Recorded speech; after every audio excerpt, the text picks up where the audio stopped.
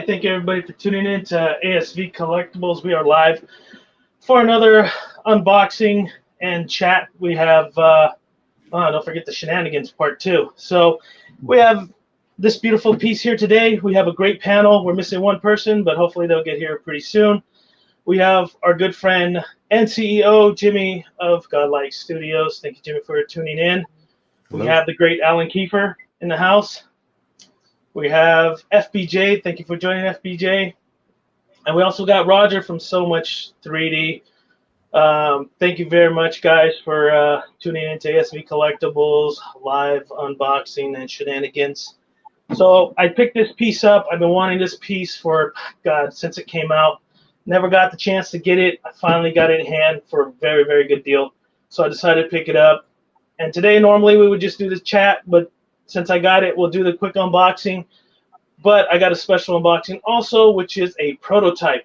For those of you seen the thumbnail on YouTube, it is Parasite from DC Comics, one of Superman's villains. So we'll go through that prototype. We'll get really in-depth. We'll do the Captain Marvel first. This is her box. Everybody knows her. Everybody loves her. Pretty simple.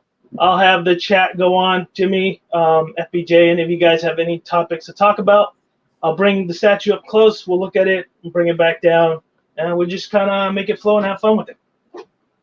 All right, sounds like good. Sounds like a good plan, man. Looking forward to this. I was getting off of work and I got your message. Well, actually, I messaged you. It's like, hey, man, are you doing those unboxings tonight? So, thanks for having me. No, absolutely, man. Anytime, you know that. So,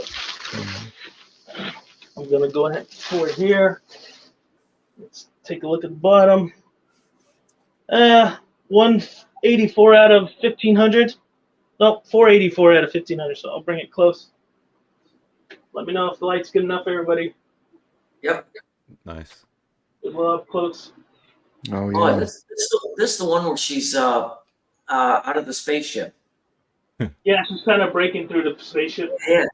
I had this piece at one point. It's beautiful. You're gonna love it. Okay. Who makes this? Is this custom piece or Sideshow. Sideshow? Okay. Oh. So what I feel like you've had every piece. What's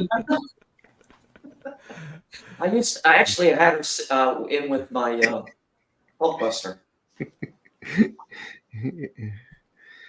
Well, there's some truth to that, Freddie. Yeah, I feel like a piece was either passed through Ellen at some point, and it was good enough to make the cut. It ended up in the case. No, it's a nice piece. Oh man, the blue is, man, they did a good job. It really pops. Yeah, looks good. Will, you got the exclusive with the 2 portraits? Yes, sir. Excellent. Awesome. Yeah, one of the main reasons I really love this piece when it came out was because just how dynamic it is. Yeah. Like, it's such an awesome power pose. Yeah, I think that's one of the reasons why I gravitate towards this piece is because of the pose. Yeah. I get a little nervous for pieces like this that kind of have that leaning. I don't know if you guys can see. Hopefully you can. If not, I can try to zoom in. too. Yeah. But you know how you got that leaning issue there and stuff, and that's kind of always been something that I don't like, but I kind of caved in for this particular piece. And to be fair, I remember reading about this one. I haven't seen like any post or people complain about it over time changes. Mm-hmm. I know sometimes I read about those and it just like over like years or something like that. Someone might lean a little bit depending on how the resin was done or how they were keyed. But I didn't hear anything about this one. I never had any issues with mine. Yeah. Actually, I had an Iron Man piece that had it was more to where it's hooked to the base, but only by his leg, and he kind of looked like he's floating or levitating. And I was always worried about that it would lean, and I never did pick up that piece, even though I have it pre-ordered and almost paid off. But I had another piece by Queen also that it was on. He's kind of attached by one leg, by his thigh, and I was worried that it would lean, but it never did. It never leaned. Mm-hmm. I actually did have to have a piece replaced because of a lean. I had still do, the Scarlet Witch that came out last 2 years ago, maybe, I guess. Mm-hmm. It's XM? a really, what was that? Is it XM? No, the Scarlet Witch that Sideshow put out, I think it's about 2 years ago, where she got her hands above her head and she has it's like an Ultron bot, or it's like Ultron's head and the powers, whatever. Oh, that's nice. That's cool. Yeah, I love how that glows in the light. Looks like it's lit up. Wow. It's really cool. But yeah, the one I was talking about, it was pegged by the cap into like some powers that are swirling around her. And yeah, over time I started noticing it was like, it looked a little off, and I couldn't tell because, you don't pay attention. You just see it every now and then. You don't watch it over time. I started noticing like something's off about this. And sure enough, I looked it up and maybe it was an issue. So I got it replaced. I was able to, I've always had good luck with Sideshow's customer service, and they replaced it. Yeah, I've had a good experience with Sideshow, and their guest service has always been on point. I feel like I think I have a mentality of if we take care of people, they know where to go to buy their next statue, and I think that's really important. Yeah, definitely dig that about them. And there's never like a long queue whenever it comes to calling in or anything. Yeah, they're always pretty quick. Yeah, they got a pretty good system going on over there, and you can get pretty much anything. I mean, except for maybe some Queen Studio stuff, but that's looking really good. Her stash. Yeah. Oh, I see that. Yeah. Will that sculpted? I'm assuming. Yeah. It looks like everything here is sculpted. Just make sure I put the right one in the right slot.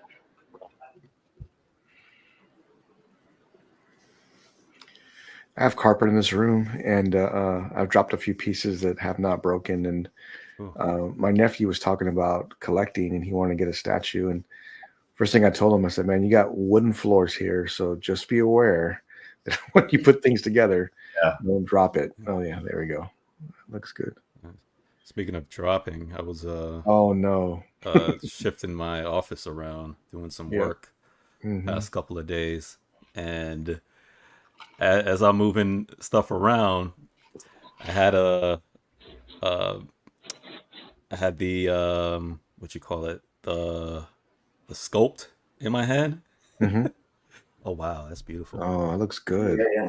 Great portrait. I love the hair too. That's pretty rad. Now I see what you mean, Alan. That's nice. Yep. It's only one portrait, right? Nope, I got the EX version. Ah, nice. The other one has the mask with the little mohawk thing and stuff. Whatever. So interesting. There is a custom headpiece. Hold on a second. Marco says he's here, but I don't see him. I don't see him either. He's in the wrong stream. He's in Never mind. He's still at work. Never mind. Okay. Yeah. This is awkward. Wrong stream. Okay. So yeah, I do got the EX version. There is a custom group that did a portrait where it's the helmet, but it lights up. So like the flames. Really? Yeah. That's nice. That is nice. Will a custom group did a portrait for this statue? For this statue, yeah. Wow, that's awesome. I love when they It do lights up. So I'll get the armored helmet, and I'll show you. But the custom one, if I can find it, I'll probably pick it up because I'm not going to sell her, but I'm gonna pick it up just to have it because it is a pretty cool piece. It does lights up. It lights up, has the flames and everything. I seen it only posted once, but I'll see if I can hunt one down. Just kind of like I have my I got a custom Logan here with the Wolverine up here on top that I love. That's why I use that portrait instead of all the other ones. But I do have another Old Man Logan with him with a cigar. Cool. Is that the Sideshow Logan, the one you're talking about? Yes, the SS Sideshow Logan. I've always loved that piece. Oh, it looks good. That looks really awesome. Man, the helmet looks great. The detail Right? on the side. Yeah, so with the other one, the flames come a lot higher, and then you just put a battery in it. Is that the one you're going to use? No, I think I like her face better. Yeah, me too. Well, I haven't seen the other sculpt, but yeah, this one looks. Yeah. Base one looks nice. So I mean, all in all, I've only seen this in pictures and stuff like that, and I knew off the bat I loved it, especially her dynamic, the way she's kind of posing, flying through midair, expressing her strength. I like the damaged ship. I like anything pretty much that doesn't involve Sentinels. Not to hate on people that love the Sentinels. I just think it's very saturated. So anytime a group comes out with a base that doesn't have a Sentinel or a war room or something, I could appreciate it a lot more. So, but I mean, she is a little dusty. I got to clean her down because this was from a third party. But they took care of it. I mean, the paint and everything looks very mint. Looks like they kept up with it fairly well. It's just dusty, which is normal. I'm in the Central Valley. I think this piece I got from Georgia. I got to remember, so shout out to the seller. I just can't remember the name off the top of my head right now. Gave me a great deal on it. Lately, I don't know if you guys have been noticing, but there's been a lot of really, really good deals on sales right now. Yeah. I don't know if you've seen, but that's why I've been picking up all these new pieces, right, for my collection and stuff. And I remember the time I wanted to purchase her, and it was the height, and it was like during COVID, where she was going for like $1,200. Yeah. And I was just like, yeah, I can't. There's just no way I could justify, this sideshow piece for $1,200. But for what I paid for right now, which I'm not going to disclose, it was well worth every penny. I think Roger knows. I told Roger I would keep maybe. Roger, one of you guys. I'm still waiting for the pieces that I want to go on sale. What's going on here? It's not happening for me. Yeah, the pieces you want on sale are still new. Hey, wait a minute. You just got that Predator for like almost free. Okay, that's fair. Yeah. That's fair. Well, we'll go with that. I'm trying not to look, man, because once I start looking and I start doing a deep dive, and then I start having to prioritize which ones I want more than the others.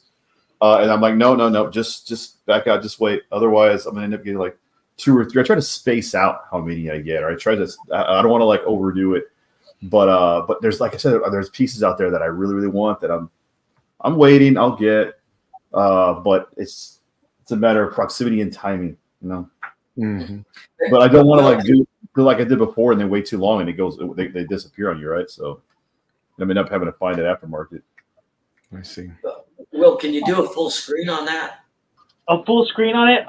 Let me try, because I hate messing with my camera, but let me see what I can do. Oh, no, then don't. That's okay. Don't do it, Will, if you don't. Yeah, you don't need to.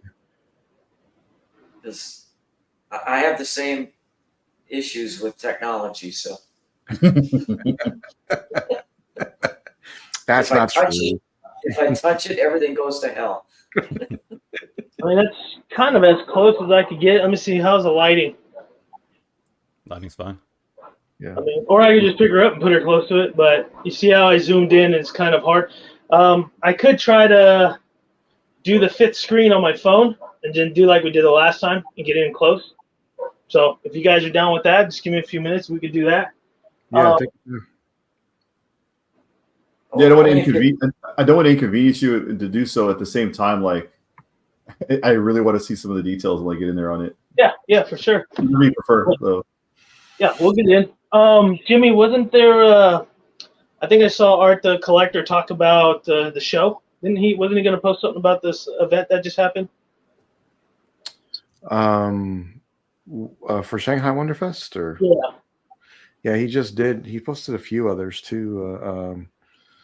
He's doing a walkthrough right now, or he did a walkthrough. It was a really long hour walkthrough, but I watched the whole thing when I was at work. Oh, great. Yeah, I was doing workday feedback and getting everything together, so I had to have something to watch. Pass the time. I was working.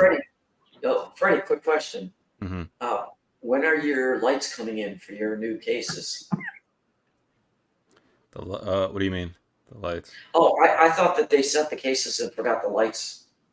Oh, not this set. This set has the lights. It's the other set that I'm gonna put up that's why I waited last to put that up. But Gotcha. yeah, I need those lights. So these will have lights. I haven't set up the lights on these yet. I'll probably do that tomorrow. Well, can't wait to see it. It's looking great already. Thank you. Yeah, it's funny how just a Maji case makes all the difference in the world when you start displaying statues. And I was justified not to buy one. Like, you don't need that. You can spend more money on whatever, you know. And I saw Alan's display and I was like, man, I gotta step it up a little bit here, you know. And I was like, I'm having a bad influence with you guys. Yeah, let's do a little more. I know I can do a little bit more. So let's see if I can. I'll just pull the trigger. It'll be here pretty quick. Yes. Yeah. Oh, sorry. Yeah, there we go. Hey, look at this guy. Nice. Hey, Wow. Awesome. that's much You know, better. I can look do at that. number 2 if you guys want to give that a go. Let's see. You need a helmet can. That'd be amazing. I'm not sure how good you guys can see that. Let me switch it over here. Oh, There there you we go. go. There we go. Awesome, Very nice. awesome. Yeah, see that money shot. Get in tight. No, that portrait is awesome. Yeah, that's a really great portrait. Like, I haven't seen anything like that done for Captain Marvel. You know, when you see pieces online that that you look at, oh, it's pretty cool, and then you kind of move on and see others or whatever, and then until you see them unboxed and then kind of almost in front of you, and it makes a big difference, man. This is a really great piece. It looks good. It doesn't look like it takes up a ton of room on the base either. No, it doesn't. It has a small footprint for how dynamic it is. Well, you have it together. Does it feel solid? You know, on the peg. Solid enough. That's what he's saying. It does feel a lot more solid for sure. Okay, good. Yeah. Let's. I'm gonna turn her around. Let's get the money shot. There you go, Alan. I'm only doing this for Alan. Thank you.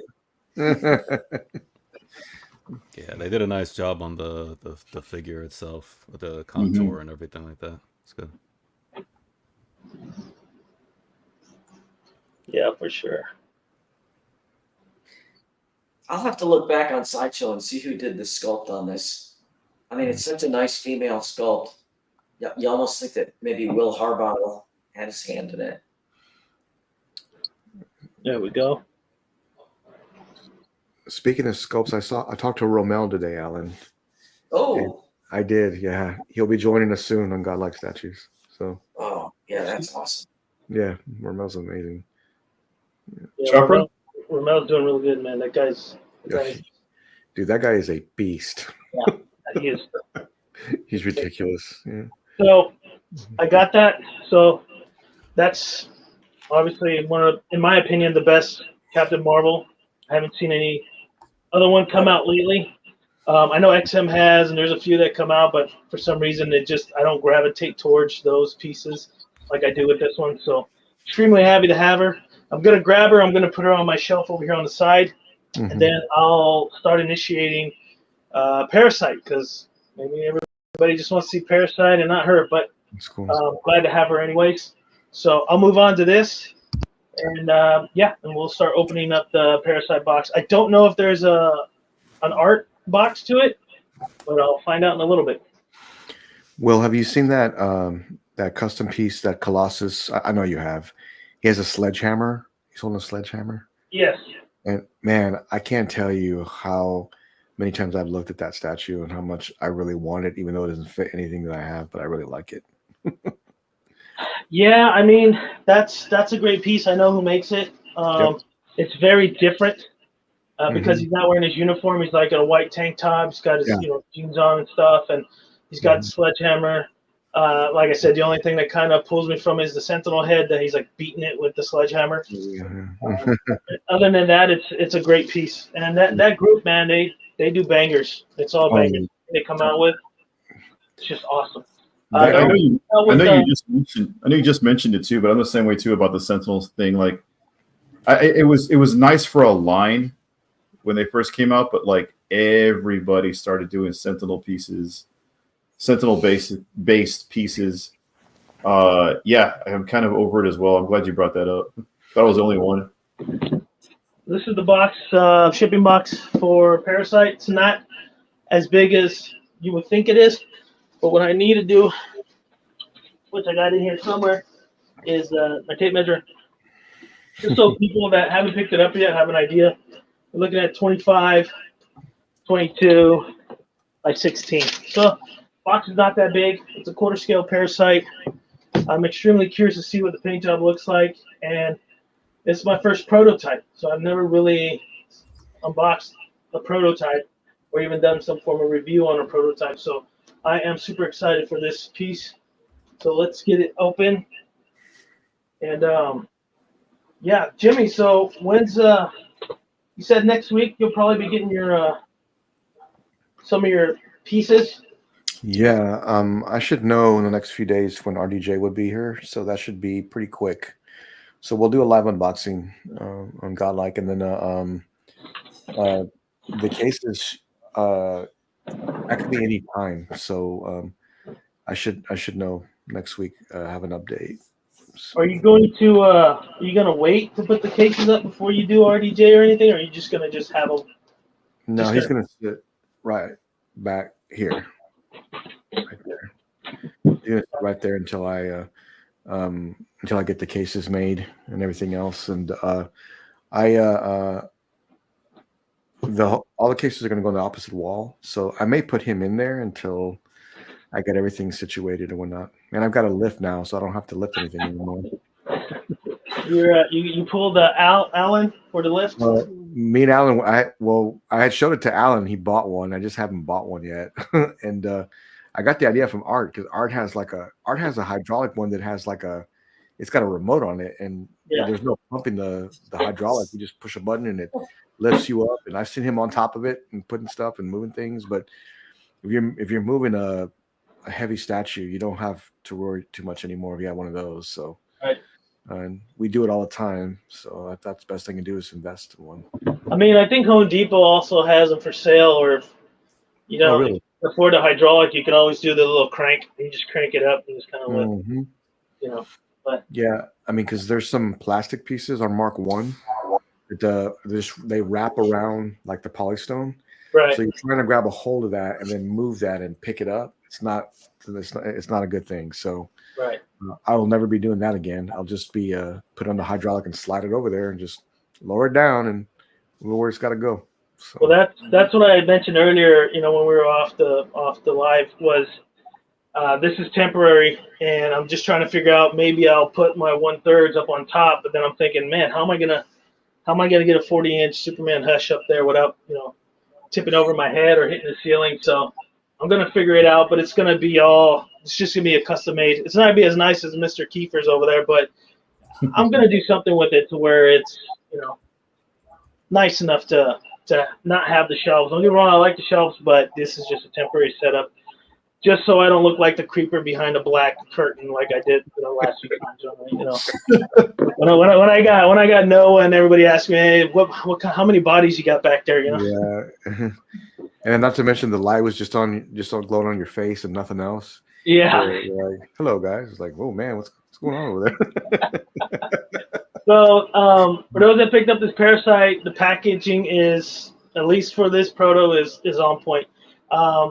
There's a box, this white foam right here, around another box, which has the black foam and the straps. So I'm gonna see if I can pull this out on my own.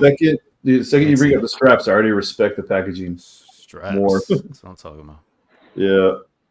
For the gentlemen that have Maji cases, what's the max weight for Maji cases, by the way? You really know? Max weight. I don't know, to be honest. Curious. And it depends on what model you're getting. Right? Yeah. So, and mine are all bespoke.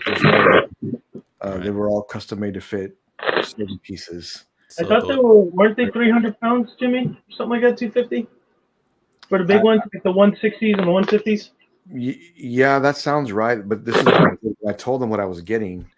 I didn't even give them the measurements. I said I sent them the links to every piece, And the engineers two engineers came in and just built this, beast of a case that's coming in. I think it's 2 different ones that there's 4 slots, but each one is huge because they hold Predator pieces and the Schwarzenegger bus and a few other things. So it's going to be really big. They're very sturdy. And then you add the baseboard, and then if you stack it, you get that extra weight on top. That's awesome. I can't wait to see all this together. I'm really excited for that.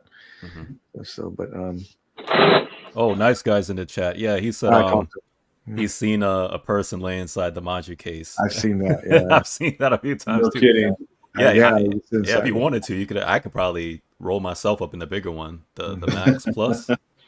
You know what? Because these are big cases. I may try that. See how it works. Do that and do the Michelle Pfeiffer pose over here, like in the statue. Yeah. Speaking about Michelle, that tweeter head, that's been on my list to get for the longest time. Every time I see you, Will, with that, right? Like right now, it's a beautiful statue. It is. It is. Like statue.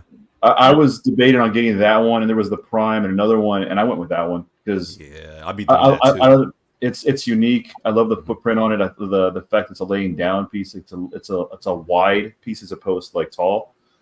Kind of changes up my collection. Yeah, make sure you dust that backside. The way she's painted, it's like a magnet for the dust, guys. It's just a magnet. You can see that. So there's a good amount of pieces for this prototype. So I'm gonna go a little by little. I just took some pictures of how to put it back together. So I do have to send this back. It's not my piece, unless the commissioner wants to let me have it. Whatever. But I'm gonna pull it out. I'm gonna go with the base as always first. Take a look at it and let's check out the details. Nice. Nice guy says my corner case has like 200 pounds inside it now, and the frame plus the baseboards hold a lot of weight. Yep. That's great. Yeah, they hold a lot of weight. They do. I've even seen collectors put things on top of it.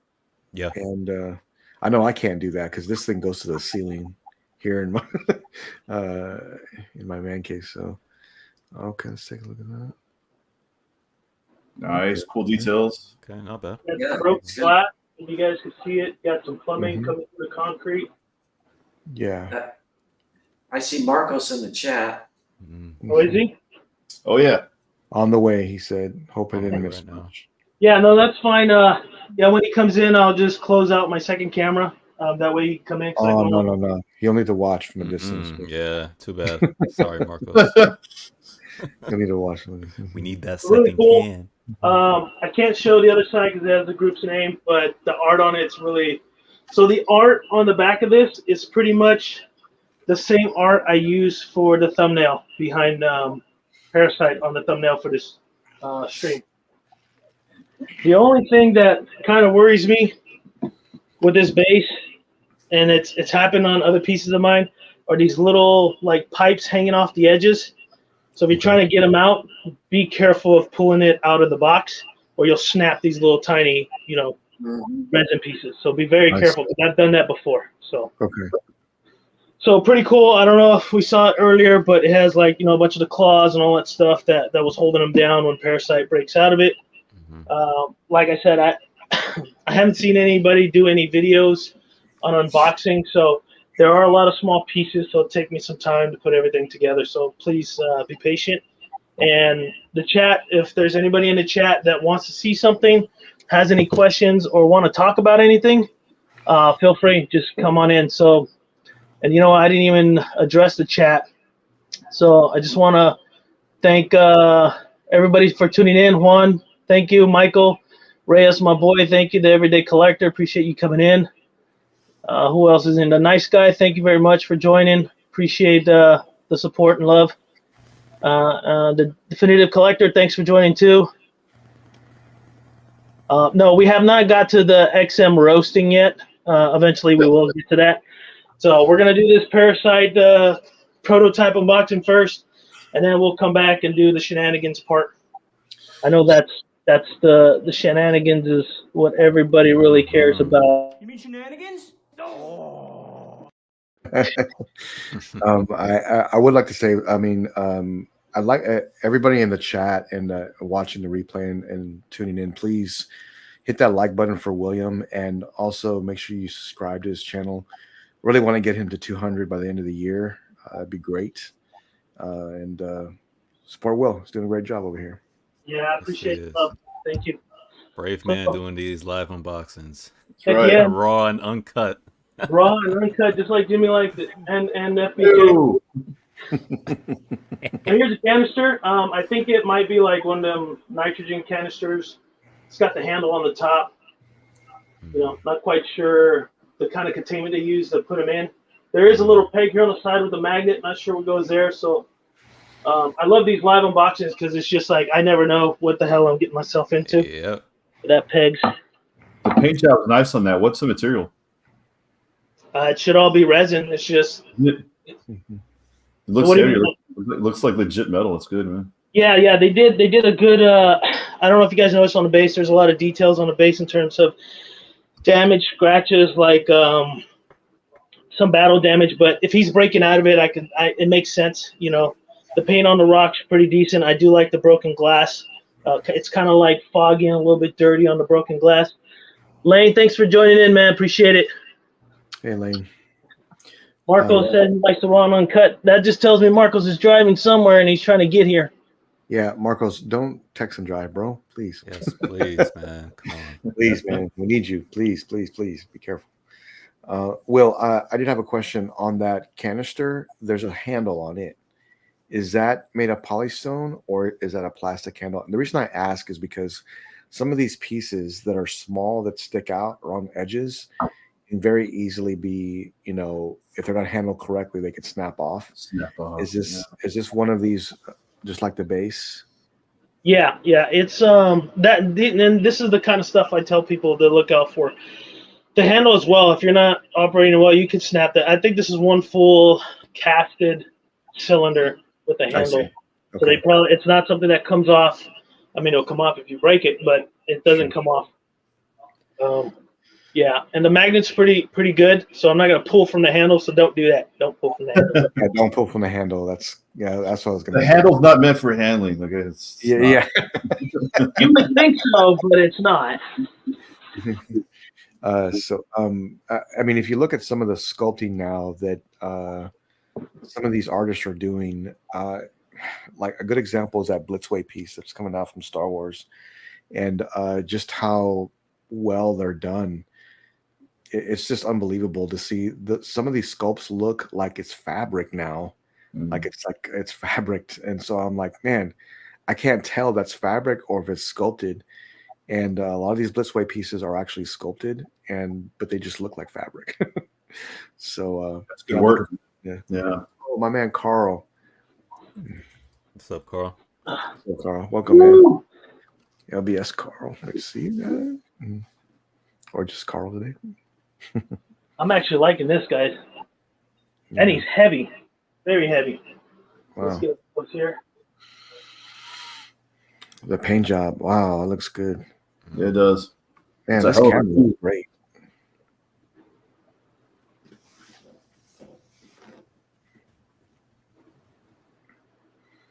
Money shop for Alan. You put in the work. You put in the work. Look at that. Wrong gender.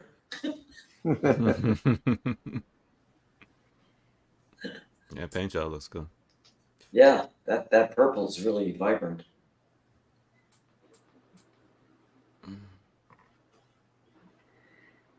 All right, send him in there, wherever he goes. Yeah, I've seen this piece floating around. Different groups have posted about it and talked about it.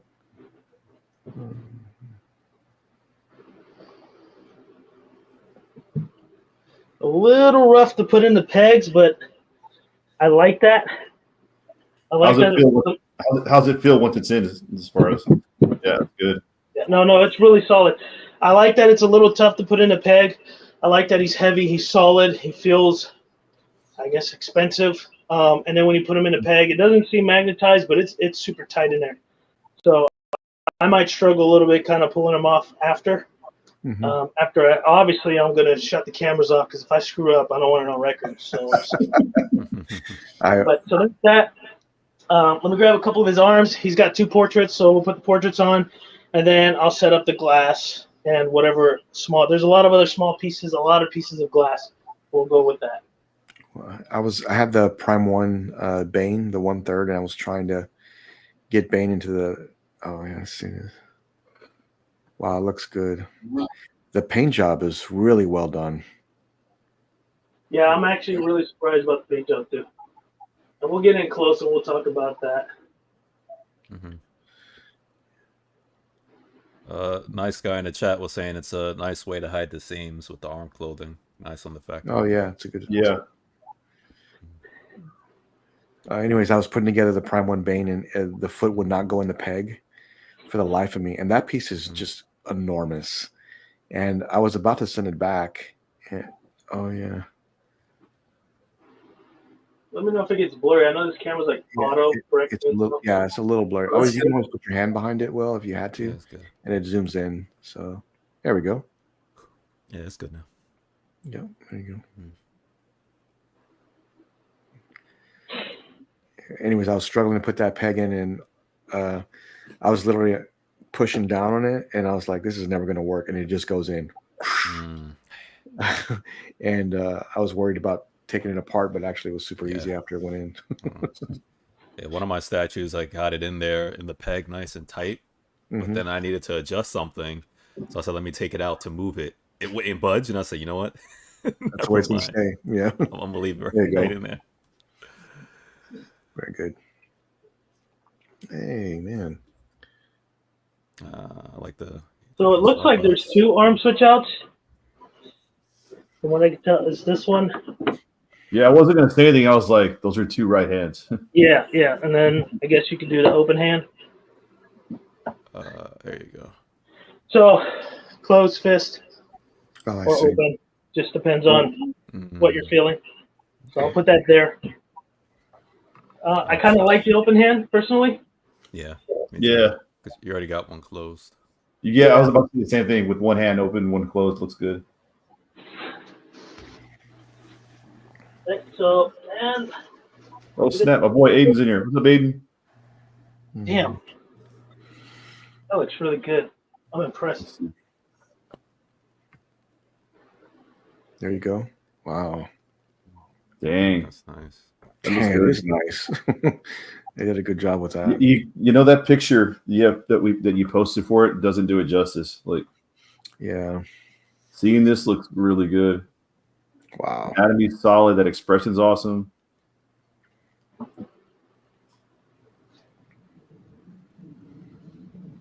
Yeah, he's it's, and you know, I say this time and time again with the unboxings and in the chats and stuff like that. You know, and I know Marcos is not here listening, but don't judge it by the pictures, okay? You got to see it in person. And I know there's some people there that are like, well, I've seen it in person. It's even worse than the pictures. Yeah, I think potentially it could be, just depending on who you are, your background and knowledge in terms of art and all that good stuff. So you're going to dissect it. But for me as a collector and learning about these certain things, I think he looks great. I think the paint color looks phenomenal. I'm going to grab the last portrait. I'll work on the glass, and then we'll just kind of do our review. I'll get a close-up with the other camera, and then we'll kind of go from there.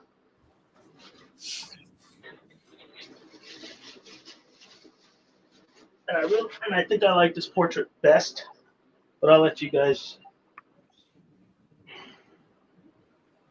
Oh.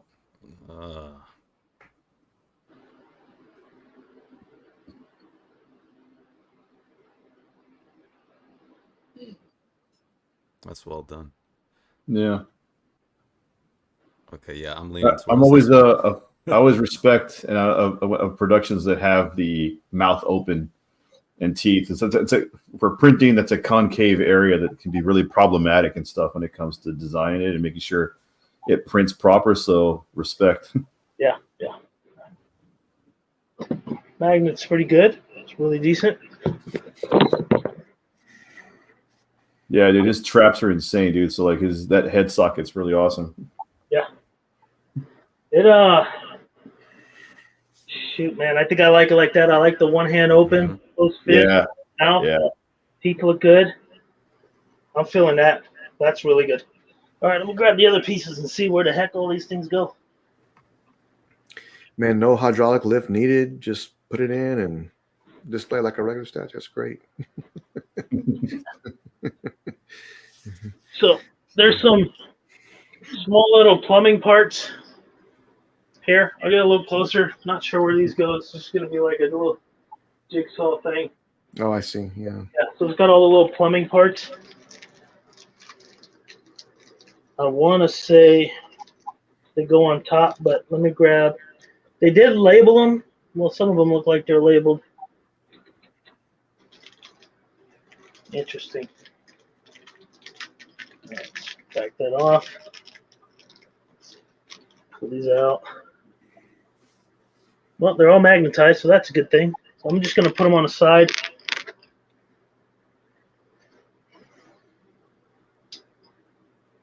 And let me, I think I might just get the glass in first because I think the glass pegs in around and those smaller pieces got to go somewhere. Yep, I got some pieces back here. All right, let's figure out the glass. That purple paint really pops, man. It looks good. Yeah, Yeah. pops really well. Mm-hmm. Yeah, the way Parasite's looking, I don't know if you want to drain my blood or take my powers, because those teeth, man. Looks good. Will, when you put the peg in on this foot, did it seem flush to the base? Depends on how hard you want to push down. Yeah, well don't, but I'm just saying, yeah. I'm just saying if it was flush. Yeah.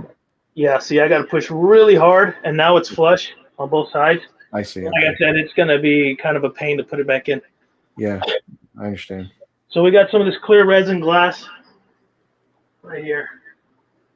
Oh, wow. That's good. Cool. Big. Oh, Yeah. Dude, that is awesome. I've never seen Yeah. that. Yeah, it looks good. And it's kind of like some of them are real clear, and some of them have like that yellow kind of foggy in it. But you're not going to be able to probably not see that hit the yellow in there. Let's see.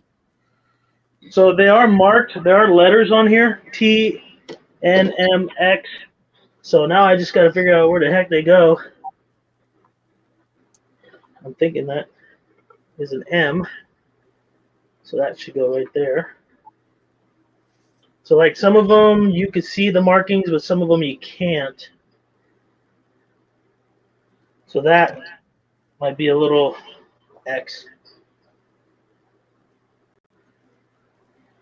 Sure.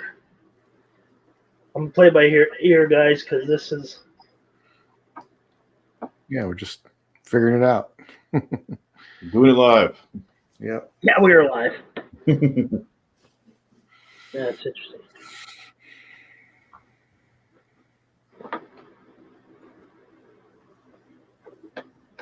Nope. I'm assuming this goes back here.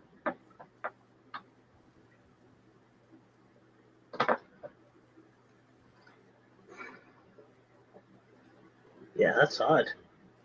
Trying to figure this out is going to be a little bit of a challenge. Some of them go in fairly easy. Some of them don't.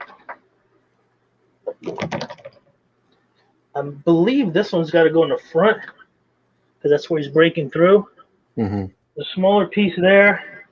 So there's two more pieces. Let me see what I can find here. That was a nice touch they added that. With the glass? Yeah, I agree. Nice touch. Might be a little bit of a headache to put away later. But they didn't mark the base with the glass. That's the only problem. The glass have letters and numbers on them, but they didn't mark it. What I'm going to do, actually, there are some extra pieces here. Some more claws. Let me get these claws out. I hate when you shove them there like that. I don't want to break anything. I'll show you guys one of the claws.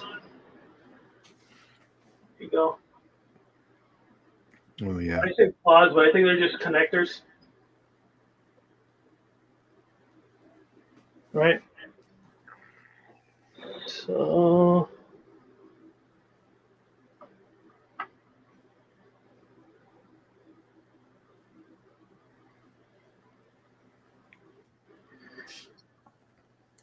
So maybe I have to pull that glass out.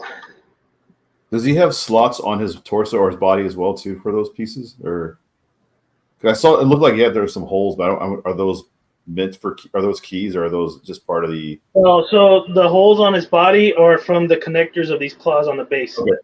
So when he was in the glass originally, he was just tied up to it, and then he just breaks loose out of it. Small, yeah. Okay. Yeah. So I just got a message from Maji Case, Oh yeah. and they said it'll be here next week for sure, and that they're sending me a new RGB lighting to review on the channel. So we'll see what's going on. Hey, cool. Awesome. Very nice. We'll see what's going on. Yeah.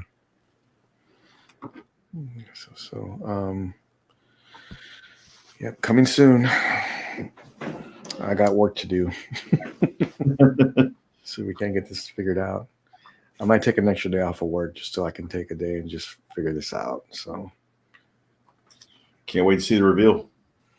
yeah.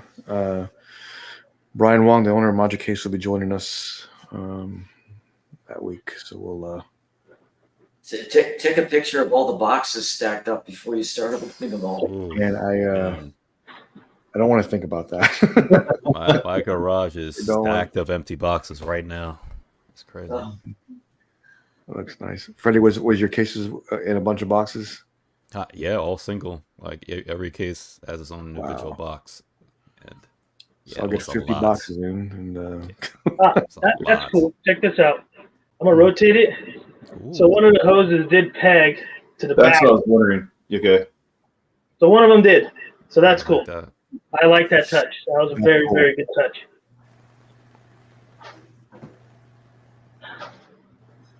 I got the last piece. The hose. There. Yeah, that's a very creative design what they did with the base. Mhm. Parasite. I like that. This one right here is just looks like it's supposed to just peg in there, but it's not. It's really not going in like it's supposed to. Like they didn't measure or cut the peg properly. Looks like they needed to cut it maybe 1/8 of an inch so it could peg in there properly. It's not going in properly. So I'm just going to leave that one hanging there for a little bit until I put the other pieces on. And I would love for James Gunn in a new DCU to do a Parasite, man. Yeah. I want to see him on screen. I'll tell you, man, this like him going at it with Superman, and he's very useful to Star Labs and Right. and even just helping out Superman. Like we've always seen the same characters in Superman movies. We haven't seen like a character like this at all. Deep into the roles. Yeah, man. Yeah. And there was even a time when Superman, he was overloading with solar power and Parasite had to come in and help out. But yeah, man, he's just like Star Lab's dream. Just let's get him in. Let's do some tests. Yeah. You know, but I love Parasite, man. You know. Well, I'm just going to set him in like that. He doesn't go all the way.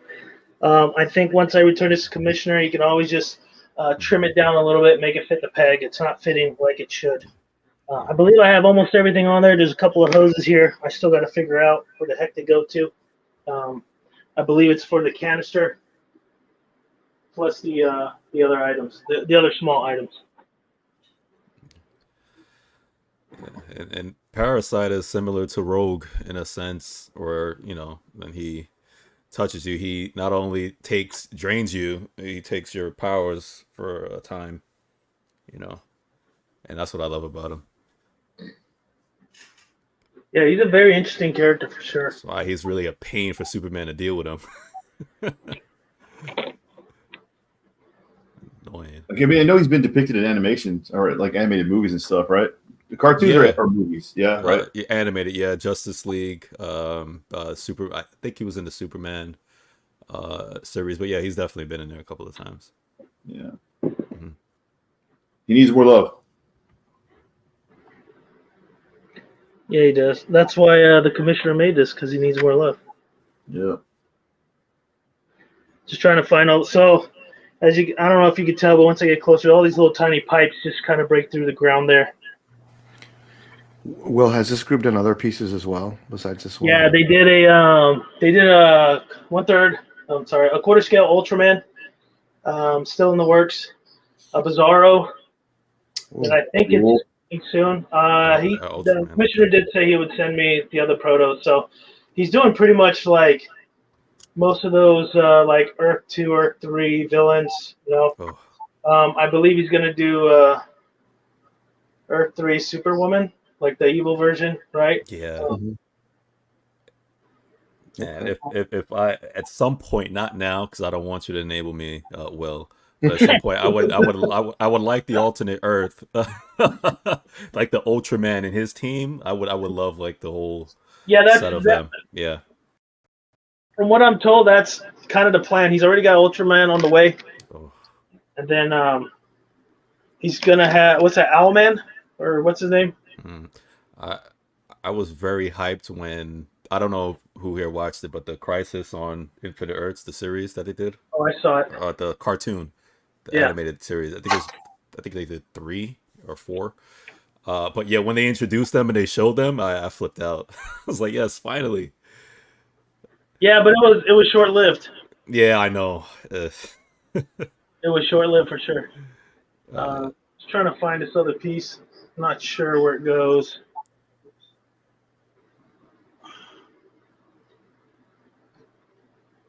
I think that goes there. This is the challenging part when you don't color code them and you don't have a spot. Yeah.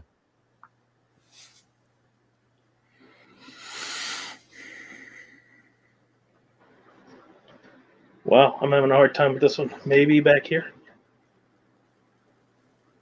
Nope. Hey, Something's got to give. Marco. There he is. All right, hold on. Let me log out, Marcos. I already did. Oh. I was gonna kick Al out, but I was like, I'll keep him in. Kick me out. God damn it. Marcos. What's up? Hey, Marcos. All right, you still got that squirt of blood still on your clothing, man. Dude, I really got blood on my face. I had to wash it off before I left, dude. I was like, fuck. It was a shit show of a day, man. I'll tell you that. I was supposed to get out by like 2 p.m. Got out at 9. Like, oh. wow. Brutal. Absolutely brutal. But I'm glad I'm here. I'm glad I get to see the piece I'm gonna open probably within the next week or two. So. Oh, that's right. You got this on order, right? It's coming in. Oh, congrats. Nice. Yeah.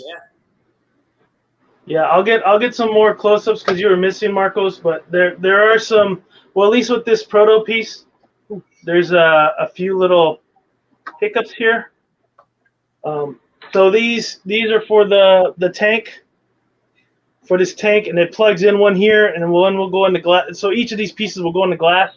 But because of glass, they made it a little too long, and it won't peg in properly. These won't peg in as well. So kind of sucks. Trying to figure out the orientation here too. So it'll be one up on top, one on the bottom. I'm not going to get too off topic, but Jimmy, I remember I brought this up with you and Alan on that Sunday show with the new Weapon X piece from Sideshow, that they should have done something like this with the base, where like broken glass, like when he's like breaking out. They should have done something like that because it does look a little awkward, that Sideshow piece without like nothing there. It has like floating water for some reason. Yeah. Like they're really dependent on the floating water to sell the verticality of it, like Weird. But having the glass, I think, would have definitely been a cool touch. Yeah, that would have helped that piece out a lot. Well, that kind of sucks. Hopefully, the production piece doesn't have this glass issue, but if it does, it's very minor. The glass issue is very minor, because you could just kind of get a file and just shave it down and let it kind of sit into the peg. Since Marcos kicked me out, I can't get the other camera in. I'm sorry. No. This was for you, Marcos. Okay, I asked for the prototype for you because you're picking one up. There we go. But let me get a close-up since Marcos here. Here's one of the portraits of Marcos, just so you kind of got an idea. This is the reason why I bought it. This portrait. But we all like the other one better. So. Yeah, the one with the teeth. The thing is, too, I was just about to say, on the render, I like that one more, but in person, I like the one with the teeth now. Like I've said that when I saw other people's pictures. So that's the crazy thing. They both look good though. I think the white teeth definitely help it a little bit, just because it matches that outfit too. You know. Mm-hmm. Oh, this is so good. Parasite teeth is amazing. They did a great job with the mouth. Mm-hmm. Yeah. He's probably my third or fourth favorite Soups villain too. So. Okay, so Marco, so you're not getting the whole the team? I'm gonna try to. Yeah, I don't know about I like this piece, but I think he's coming out with the Brainiac, so I'm getting that one for sure. Yeah, I forgot that Brainiac. Yeah, he's coming out with Brainiac for sure. I think he's gonna do Live Wire as well. He's gonna do. Live Wire. Wow. Yeah, I know, dude. No one's gonna do Live Wire, so I'm getting that one. That's what I'm saying. Sure. Metallo, he's doing Metallo. Is that same team doing what you call it? What's the members? Owlman? Yeah. I think they are, yeah. Oh, yeah. Would love Owlman. That was he told me he wanted to do the Trinity. So yes, that's cool. A lot of people like Trinity. Once this Parasite comes, Bizarro comes out. He's like, yeah, I'm gonna for sure do the Trinity. I said, man, that's badass. He's doing another one right now. Man, I can't remember who it is. Ooh, it's is like it a girl or which one? Is it a female? It's a male mongrel. Yeah, Mongol. Yeah, that's a Mongol. Yeah. Yeah. So he's doing that. He's doing that one as well. But I think that what's coming soon is probably Parasite. That's the newest update I've seen. Not Parasite, Bizarro. So curious to see what Bizarro looks like. I do have one. Well, this is the proto, but there is some QC issues right here on his foot. Some of the paint inside the toes. You're not gonna be able to see it, but since I'm top view down, I can see some of the paint's chipped inside the toes. The glass is not fitting properly, so this canister, the wires from the canister to the glass, that looks great. Is not connecting that well. So from there, like that, I could try to zoom in a little bit. I really love the base. It seems simple, but the concept is cool, and it doesn't take up too much space. Whoa, professional, man. You gotta get in tight. So there you go with him. What I could do, if you guys like, I can move him aside as far as I can to the end, and then put Captain Marvel just to get a scaling size. You guys want to see what the scaling size will look like? Yeah. I'm not sure, because I don't have any other pieces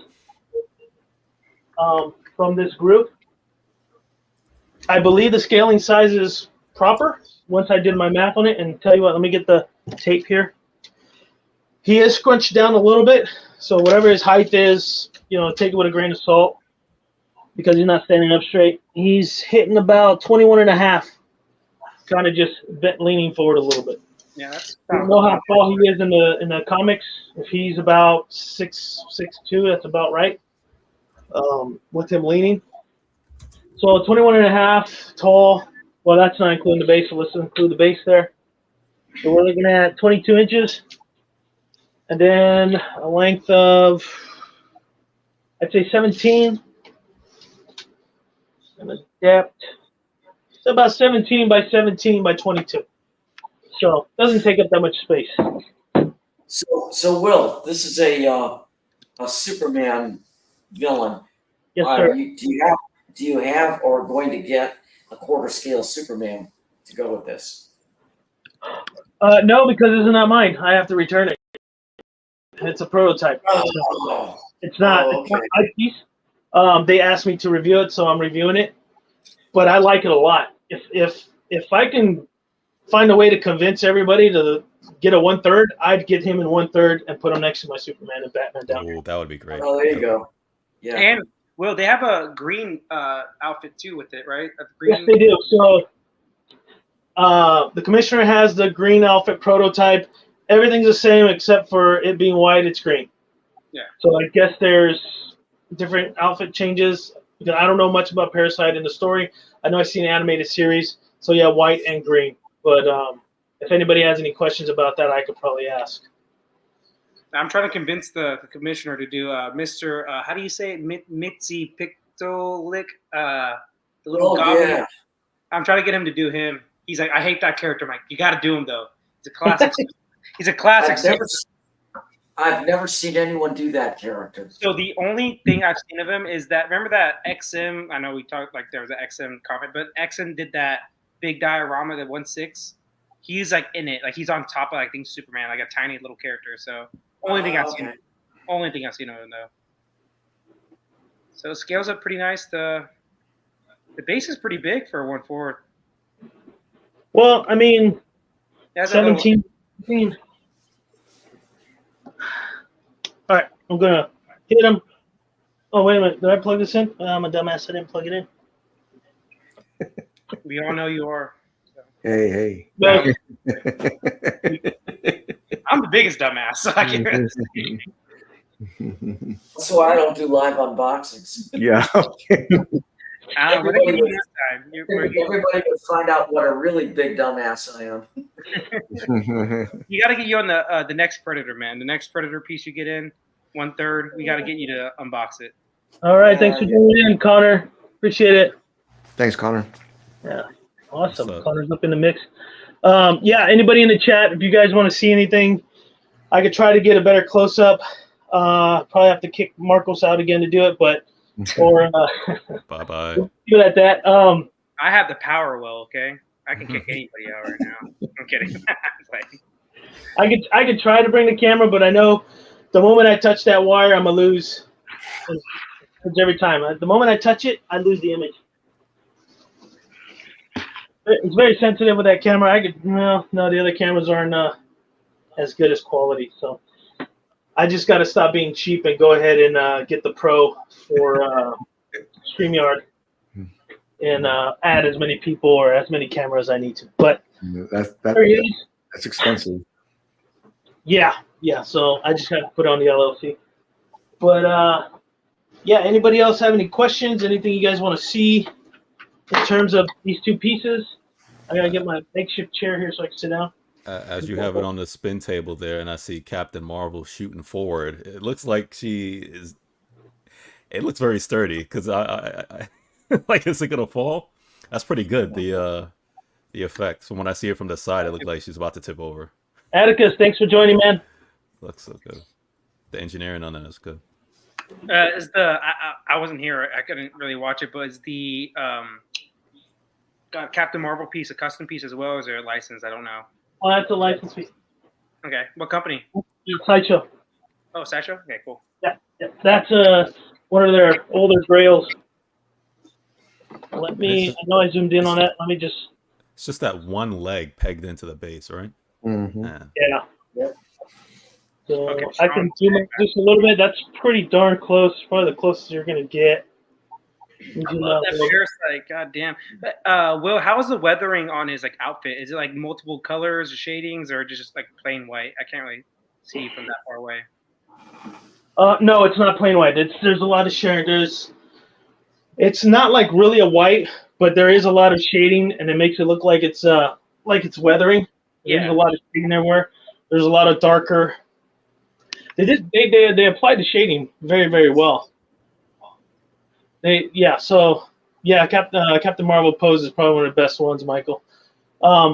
They did I like the way they did the skin shading, because the skin shading is a darker purple and it's not like black. Yeah. So they did black.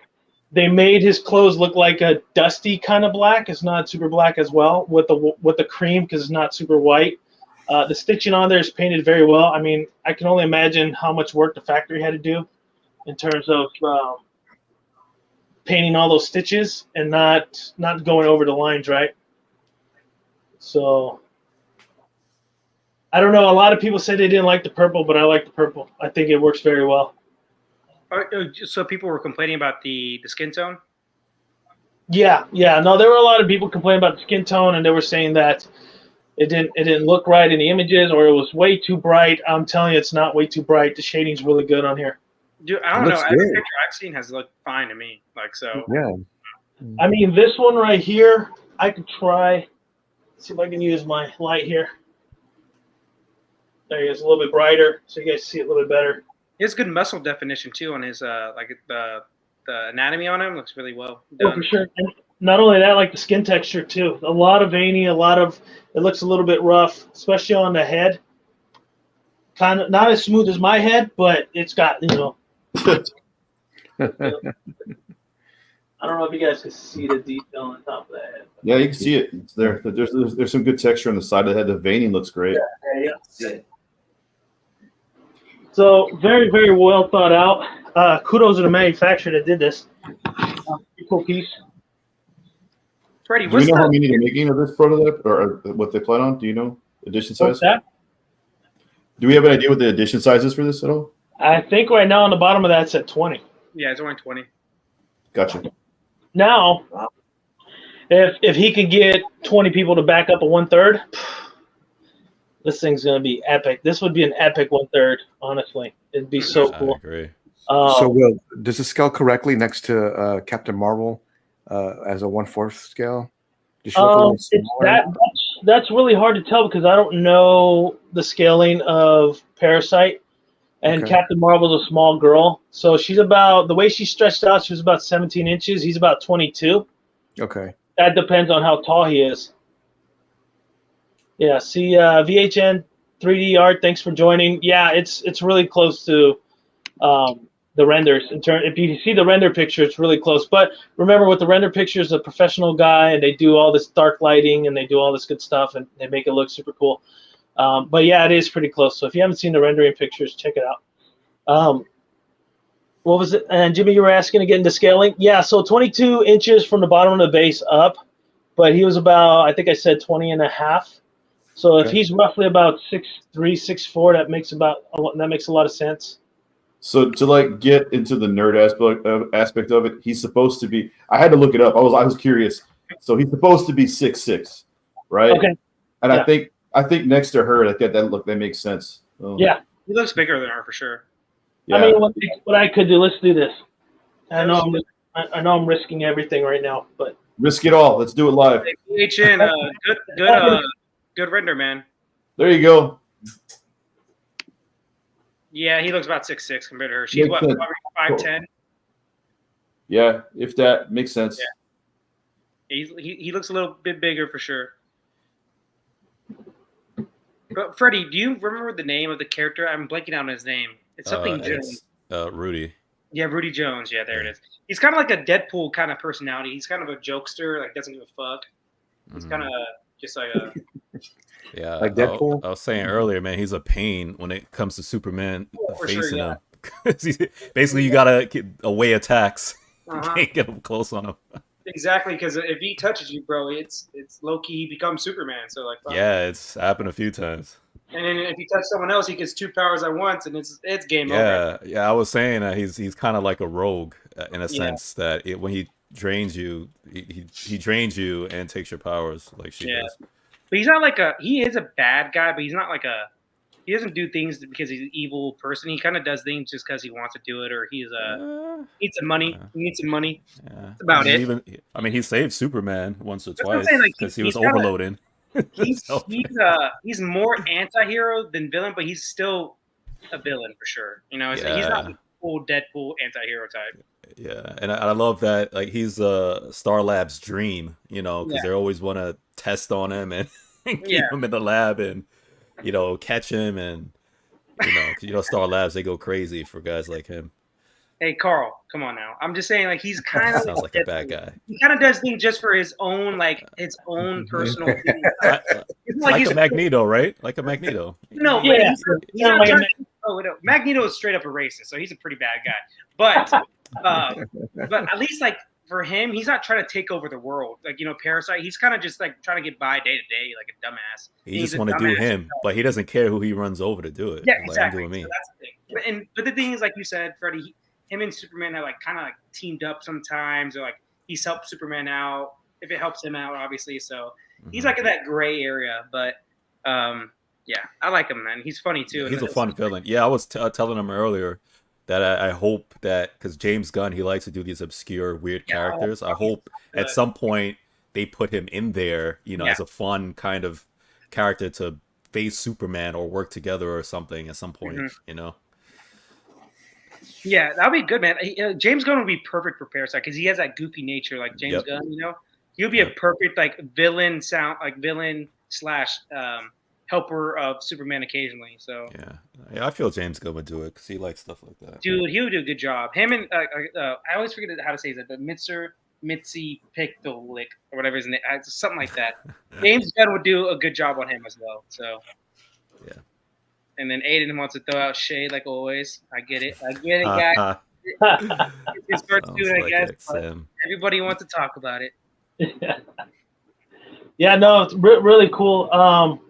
Hopefully one day they could do like a Secret Wars kind of thing and just add these random people and random characters in there. Mm-hmm. That would be pretty cool. Other than that, the only thing I see that I would like that would have been changed is different colors on the nails. It looks like you paint over the skin and paint over the nails, so it's kind of hard to tell the nails. I don't know if his character's like that in the animated series. It's been a long time. And on his feet, it blends in too much, so you kind of don't see he has toenails and fingernails. So I would have liked to see that maybe a darker purple, because usually your nails are a little bit darker than your skin. But other than that, and the little paint chipping in between the toes there for the QC, and this glass that won't sit properly like it should, it's pretty damn awesome piece. I'm very impressed on the paint. Like I think the paint looks really, really good, surprisingly. But what do I know? Nothing. Exactly. I just know that Zack Snyder's the best and J&D is also the best. Stop, Snyder. The Parasites are really started off the sentence. First off, I don't know shit about shit, but there we go. Yeah. So Roger, since you're a resident, 20-year veteran sculptor, artist / gamer, everything, what do you think? Particular on this piece, what would you have changed? Maybe something different that you wanted to add to, or is this just a case of possibly just different paint? I don't know. Artist perspective. Yeah, first off, from the base standpoint, I thought it's creative. I think it's cool. I like the idea of adding the glass there, that kind of plexiglass, the broken shards is cool.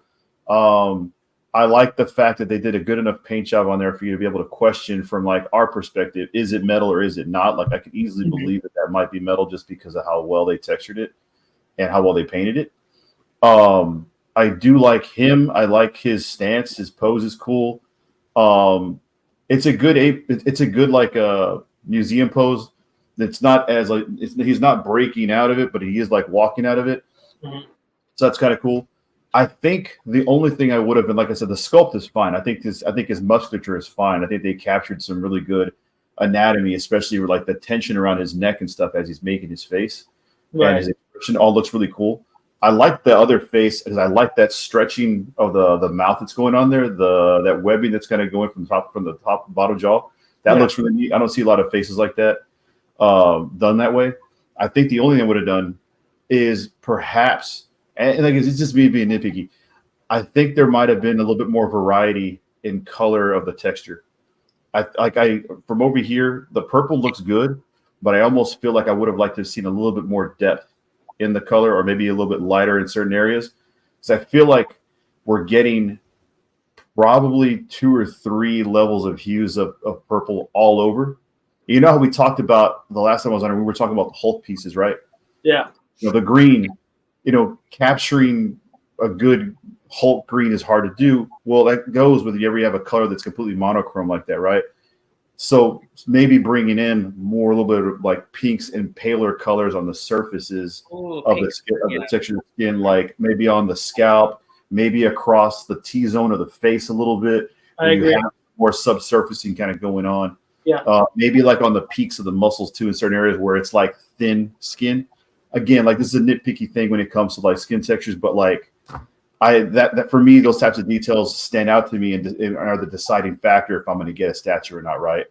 Right. So that's the only thing.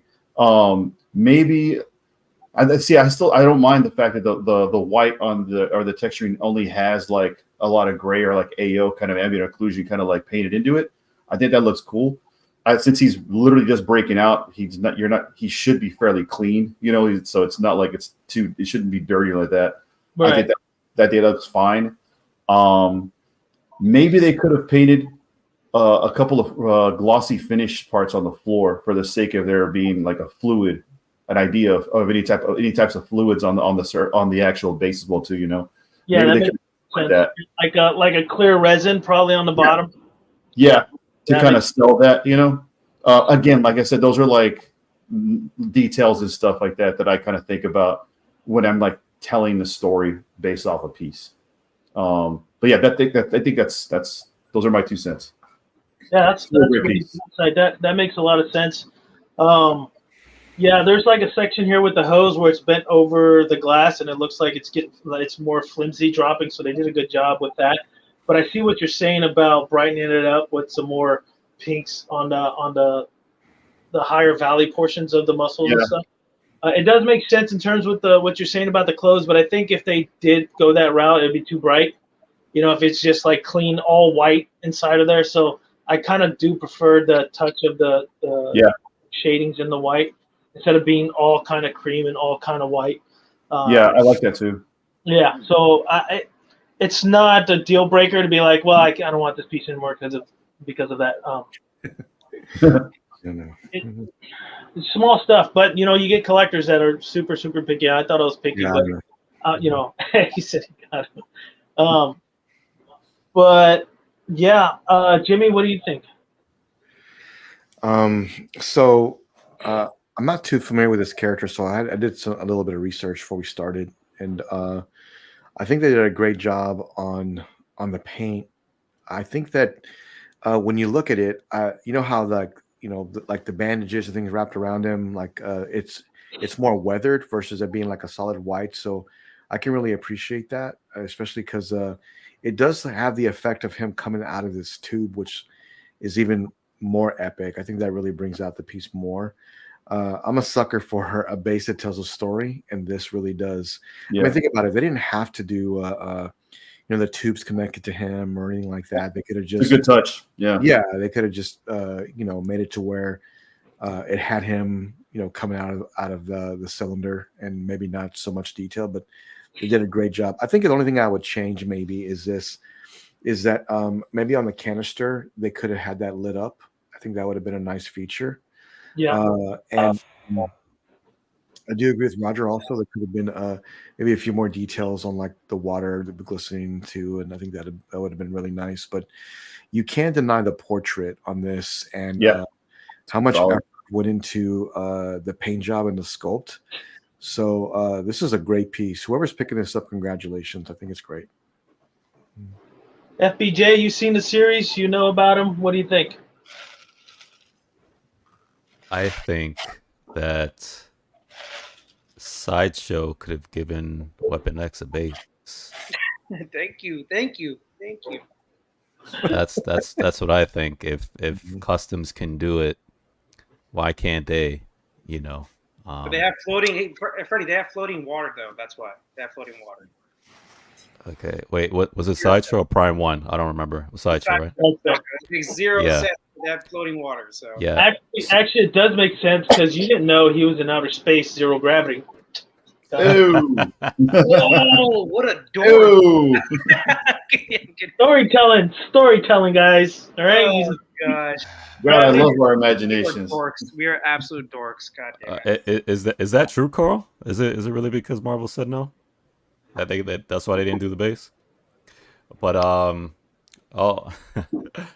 all jokes aside, though, man. I mean, I do like that piece regardless. So I'm not a hater like Marcos. I did get an excellent job. I mean, if they want a base so bad, they can go custom. That's what I think. But yeah, I think this came out great. They capture the spirit of Parasite with with the testing tubes, and breaking it out, because I feel like this guy's always being tested. I assume he's breaking out of Star Labs again, I like would so. the 100th time, which is cool. I love that they did that. They gave us a unique thing with that. Yeah, and the bandages, I like the dirt, the grime. It's not clean, or his suit rather. The head sculpts, I'm glad that they gave you 2 options, and the details on the paint is excellent. That I didn't know with the veins and everything like that until you showed the details up close, which I think is great. Yeah, I don't see any flaws in this at all. Aside, I mean, you mentioned the stuff with the glass, but I mean, as far as overall aesthetics, looking at it, Yeah. I don't see any flaws, and I think they did an excellent job. Yeah, they did. They did like for the connectors here. They did like an aluminum kind of paint, so it looks like aluminum, and it differs from the stainless steel look from the base itself. Oh. You know what I mean? So that I like that touch where they kind of distinguish the different types of metal and the different brushing they put on the metal. That's why Roger's like, "Is that real metal?" It's like, "No, it's resin." Because the base is light. If it was real metal, the thing would have been super heavy. Alan, what are you thinking? I have to be honest and come clean. I didn't have a clue who this character was until I'm picking up bits and pieces now from listening to you guys. Honestly, I'm not familiar with this character. I blame DC because they don't do a good job with their rogues. But Unless it's Okay. Batman. Unless it's Batman. Let's- I'm like, yeah. come on. But seeing this for the first time as a piece of art, I think Roger and Jimmy hit on everything that I would have said. I liked the shading on the clothing parts. I think there should be a little bit of more highlighting to the skin. Yeah. Just a little bit would make that look a little bit more three-dimensional. Right now, from what I'm seeing, it looks like it was kind of spray bombed purple. You can see it closer, so you can probably see more shading than I can see. Yeah. You know. Yeah. Yeah, there's a lot of darker purples in between each of the muscles and the striations. There's a lot of purples in there. Yeah, you can see it closer. But I do agree. I think if they did like a dry brush of like a purple paint on the top layer, you know, to kind of bring out that. And the other thing too, you know, Roger, you mentioned that kind of clear and glossy water in a tank. You know, they should have done something like that on his skin as well because he's coming out of that liquid, right?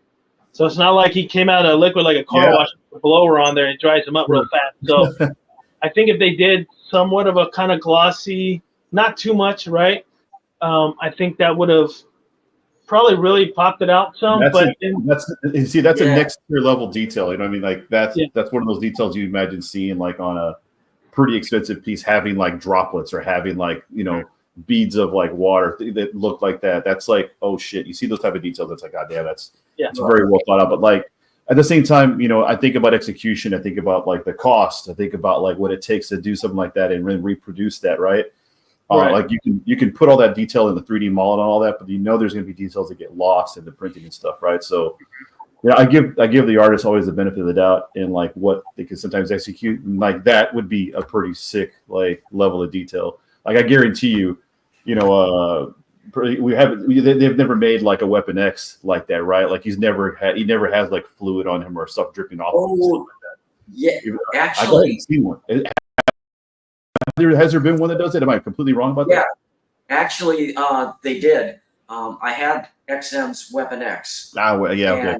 Leave it. Yeah. Okay, you know the one I'm talking about, and it did have a liquid, like water effect on the body, and it also had a lot of like clear resin on the base, so it gave that effect that he was actually wet coming out of that cylinder.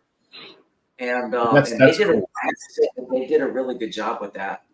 And you know, of course, I think the new the vampire ones that Sideshow's putting out, some of their new, the blood looks like the paint has a glossier kind of like, you know, finish on it. Yeah. Things like that. But yeah, like you just called it out, that'd be kind of cool. Like maybe there is a little bit of a gloss streak on the purples and stuff, like on the legs or, you know, like as he's walking through. But again, like those are details, right? Those are other details. Marcos, what do you think? Yeah, so like I'll bring it up again, but VHN, he said he was actually the 3D artist for this. So he said there was a lot of liquid in the tank and on the glass. That was part of it, but it was part of, you know, it was removed obviously when the final product. But so at least there was thought of that, you know. So there was the liquid on the base and everything. For me, it's hard to see like 100% because it's not in person, like you said. Like what did the J&D appreciators always say? Got to see it in person, even though I don't think we them. But definitely in person does help for sure. But like I think, Will, you said there are darker shades of purple with the muscular. For me, like I said, the fact that I bought this because of the all purple basically portrait, and I like since I saw pictures from other collectors, and I like the white teeth portrait actually more, is actually a testament to I'm really happy to get this piece because what I was expecting to probably use every day is probably maybe not what I'm going to use. So I'm very happy I have this coming in. Can't wait to get more pieces from this group. And yeah, man, I got recently the soups from LBS as well. So getting my 1/3 Superman and 1/4 Yep.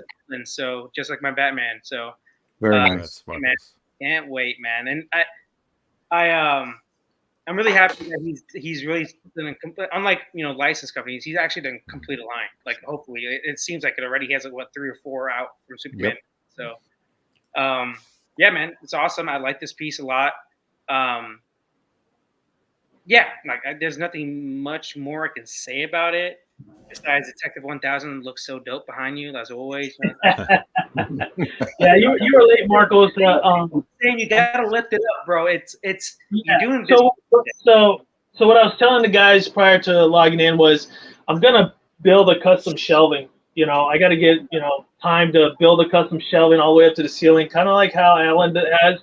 Not as quality wood. I'm gonna use 2x4 and particle boards because we're not all Alan. So boo. I'm kidding. But no, I'll paint it black. I'll make it nice and everything. And then what I'm planning on doing is just doing my 1/3 on top. So Superman, Batman, they'll be up here on top, and then my quarter scale on the bottom. Or maybe there's enough to where I could have 2 layers of quarter scale and the 1/3 on top. And I'm only planning, unless the commissioner and people want this in 1/3. Then maybe I'll not collect. Well, maybe I'll collect more than just the Justice League. I only want the Justice League in 1/3, not everybody else. But if it were to happen, then it is what it is, and I just gotta find more space for the 1/3s. But yeah, I'm planning on having it from the ceiling down, and then just making sure I have enough room for, all 7 1/3 characters. Oh, Will, I'm not joking, dude. The portrait when he's looking down, like kind of like the artwork, it makes 100% difference compared to like the straight look or the right and left look. It's a complete difference of the statue, and it makes it so much better. Like, well, I agree with you on that. If I have him displayed high, and then I would, yeah. But right now he's like down, just looking forward. It is what it is. It's what I got at the moment. But once I put him up there, for sure he's going to be down. But that's going to suck for like Superman because he's going to be looking straight, and he's like way up there on the roof. So that's going to suck a little bit. But that Hush doesn't have a looking down portrait like the other one does. No. Damn, that's so weird. I know it's black suit, but still, that's kind of weird. Yeah, it doesn't. They're all pretty much the same. We talked about it on the show, Jimmy. The 1/4 Hush Superman. They have the Jim Lee portrait, like the new one. I'm like, aren't all of them Jim Lee portraits? I was so confused when they had that little marking scheme. Like, or I thought that was a Jim Lee portrait the whole time. But okay, I guess they have a new one. So he looks a little bit more Asian, I guess. The Superman, the new 1/4. So it is what it is. Like Jim Lee, Alex Ross, those are really hot right now. I feel like a lot of companies are going for those portraits. Yeah, especially Ross right now. I think a lot of companies always wanted Ross, and now I think he probably gave them agreement. The kind of a freedom to do it now. A lot of these companies, so they're doing it. Like I think Iron Studios is doing it. Blitzway. It's Prime Blitzway, right? I think it's Prime Blitzway, yeah. And then I think a couple other companies. I think some 1/10 happened. Obviously, Jay. It's like inspired Alex Ross, right, with his Batman soups at least, and Wonder Woman. So, yeah, he's got a few portraits for Batman and Superman. That Batman one for Alex Ross he has is amazing. That's the best one for sure. I'm not a big Alex Ross fan, but that out of that Batman, it looks the best, I think. So I like seeing all the variations of Alex Ross interpretations. Like you can it's so iconic at this point. Everything if you see, it doesn't matter the studio. If you see an Alex Ross interpretation, like, oh, that's what that is. That's Alex Ross. So you kind of.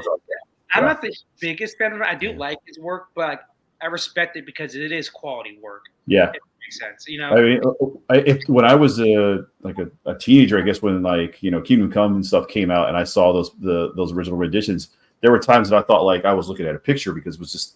There was nothing else like it in the 90s that came out between your Todd McFarlane's and all your other artists who were really popular at the time. Like his work really stood out. Jimmy, I got you. I'm about to get you up there. Gotta show it. I have a friend who me and him argue about this. We go back and forth about like artists we like and stuff, and he's always so anti Alex Ross. And I'm like, dude, what is your deal? Like, it's like Alex Ross came to his house and shit in his cereal, or something like that. Like, what is it about like Alex Ross? He's like, I don't know, man. It's just every time he draws his characters, they all look 50 years old. Everybody looks 50. They do look bad. Yeah, they do look chunky. Like they always look kind of chunky. So. Yeah. But well, I mean, they're like 100 years old and they're superheroes. They got to gain a little weight.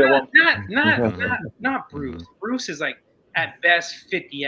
His oldest, besides Dark Knight Rises, is usually around 50. Like that's like his oldest he'll get outside of the Dark Knight series. So he does need to be like a little bit more jacked and not like he looks like he has a fat suit. There's no doubt.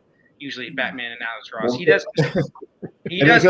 Plus, all the costumes are all very reminiscent of like the 50s, 40s, like look of the characters, right? And then the art itself has that like World of Tomorrow kind of future aesthetic, the way they're painted and stuff. So I like it. Looks nostalgic. It looks like art that existed a long time ago. I think his Marvel art is so much better than his DC though. I know his DC is actually what is more known, but if you look at his Marvel like artwork he does, it blows it out the water in my opinion. So, I told like the guy like on the show like his Fantastic Four look is so fucking good, man. Yeah, I agree with that. It's so fun. It's old school, and his Iron Man too. It's like I don't know about what Jimmy thinks. His Iron Man is probably the best Iron Man I've seen. It's like a very old school look with a very modern take on it as well. So. I want to this Iron Man. Alex Ross Iron Man. Oh, yeah. Alex Ross's Iron Man is very unique. It's a new school look. It's weird, and it's great. It's the only helmet that has like a nose on the actual helmet, but it has that like 50s, 60s look almost to it, and I do love older Iron Man, so the classic. So that's why I love it. But yeah, the fact that he draws so retro and it's done modern. It's modern art, but it's done with the retro aesthetic is really cool. Like the fact he's able to capture that, like he tapped into that, and he's been able to stay there. Like all of his work, you could assume easily got made when he first came out, like in the 90s. But he's doing work as even now, and it still has that same over the last 25 years. His work still manages to kind of keep it like in this little ageless kind of like retro pocket of work. Yep. I will say his page-to-page art is a little weird, I think, because it's like his cover art is amazing. Like when he does like cover art, but his page-to-page, because he does that realism look, and it looks off in DC artwork, if that makes sense. Like it doesn't look very comic book, and it's not bad. It's just not that great, but it's like he does straight still in a cover art looks amazing. But his page, I will say, maybe your friend, maybe I'm agreeing with your friend. Like I don't know, like I do. Like I said, I love his art because it is very good, but I can see his flaws and why people would not like him. If that makes sense, like making Batman look like he's 250 of chunk. You know, like I just don't get that. That's just me. Like I don't think Batman should look chunky. I think he should look like Detective 1000, just absolutely shredded. So, because Batman is supposed to be the highest level of what humans can be, if that makes sense. Like that's like the peak of what a human could be. So, I mean, he does look like that in the 1950s. Yeah, that's like another great question.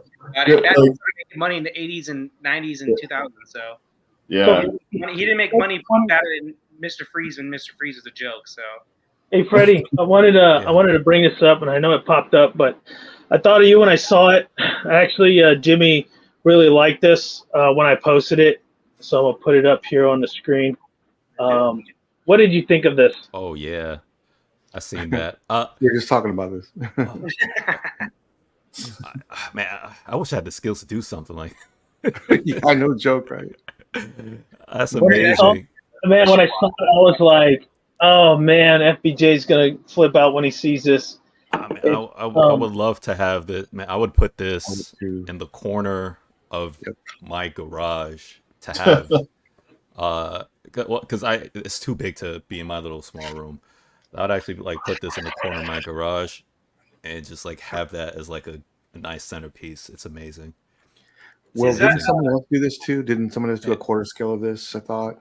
Yeah, no, a lot of people have printed this out, but this gentleman here in the image, he Luis Garcia, he's doing a 1-to-1 scale, and I've been watching him like just progressively like putting these pieces together. He's using an FDM printer, so I don't believe it's all resin. I see just some FDM printers, so that's a lot of filing and putting. Like this guy, Put in the work.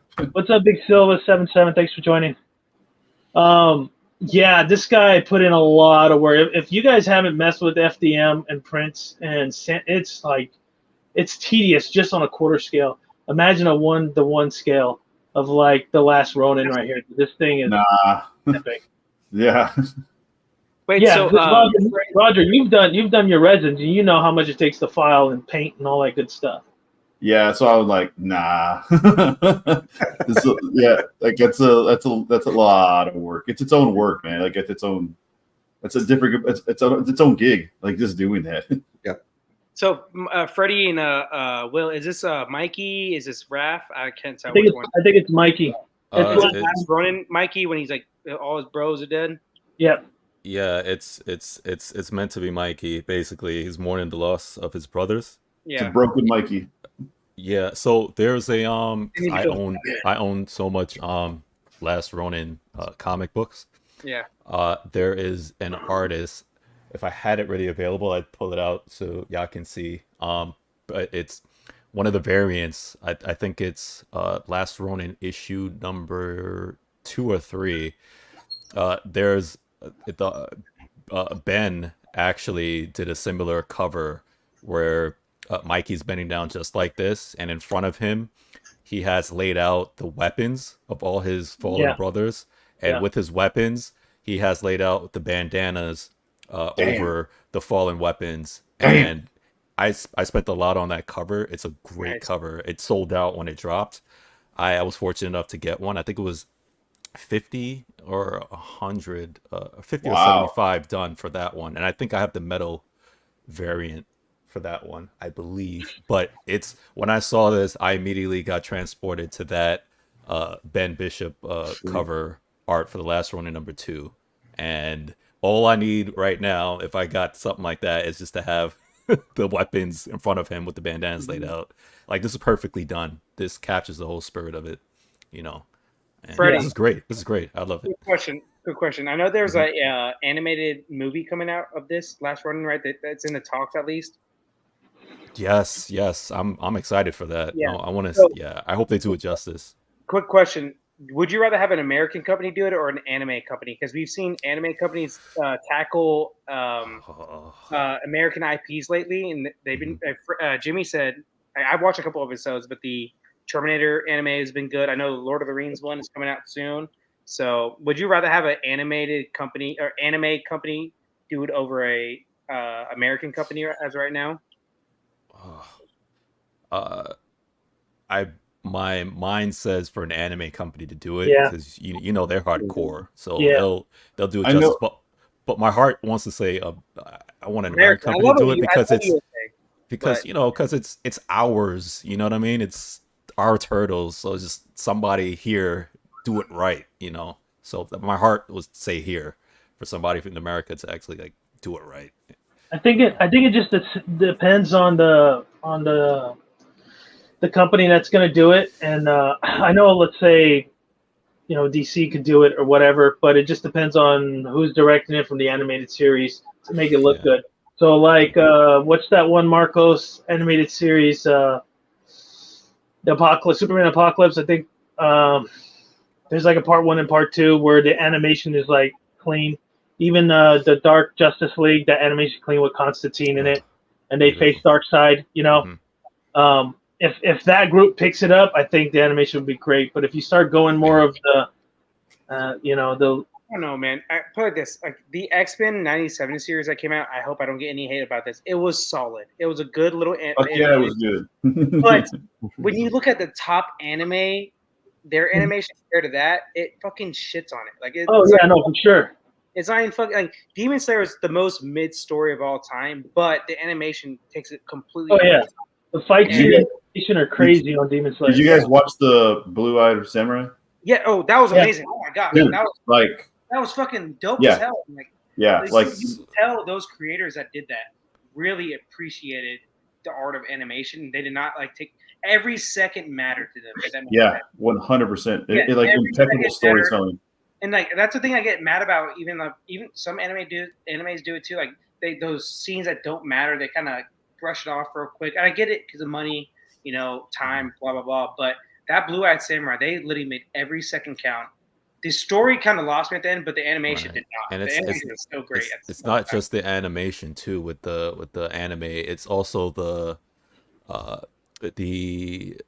score, the music that adds to the element of it. Because they'll do a fight scene, and the music will start playing, and then the score, and it just brings either tears to your eyes or excitement. And with the American stuff, they don't do that too much. They'll have the battle and stuff, but man, let's play some music. Let's play the. I mean, that's why anime hits harder, right?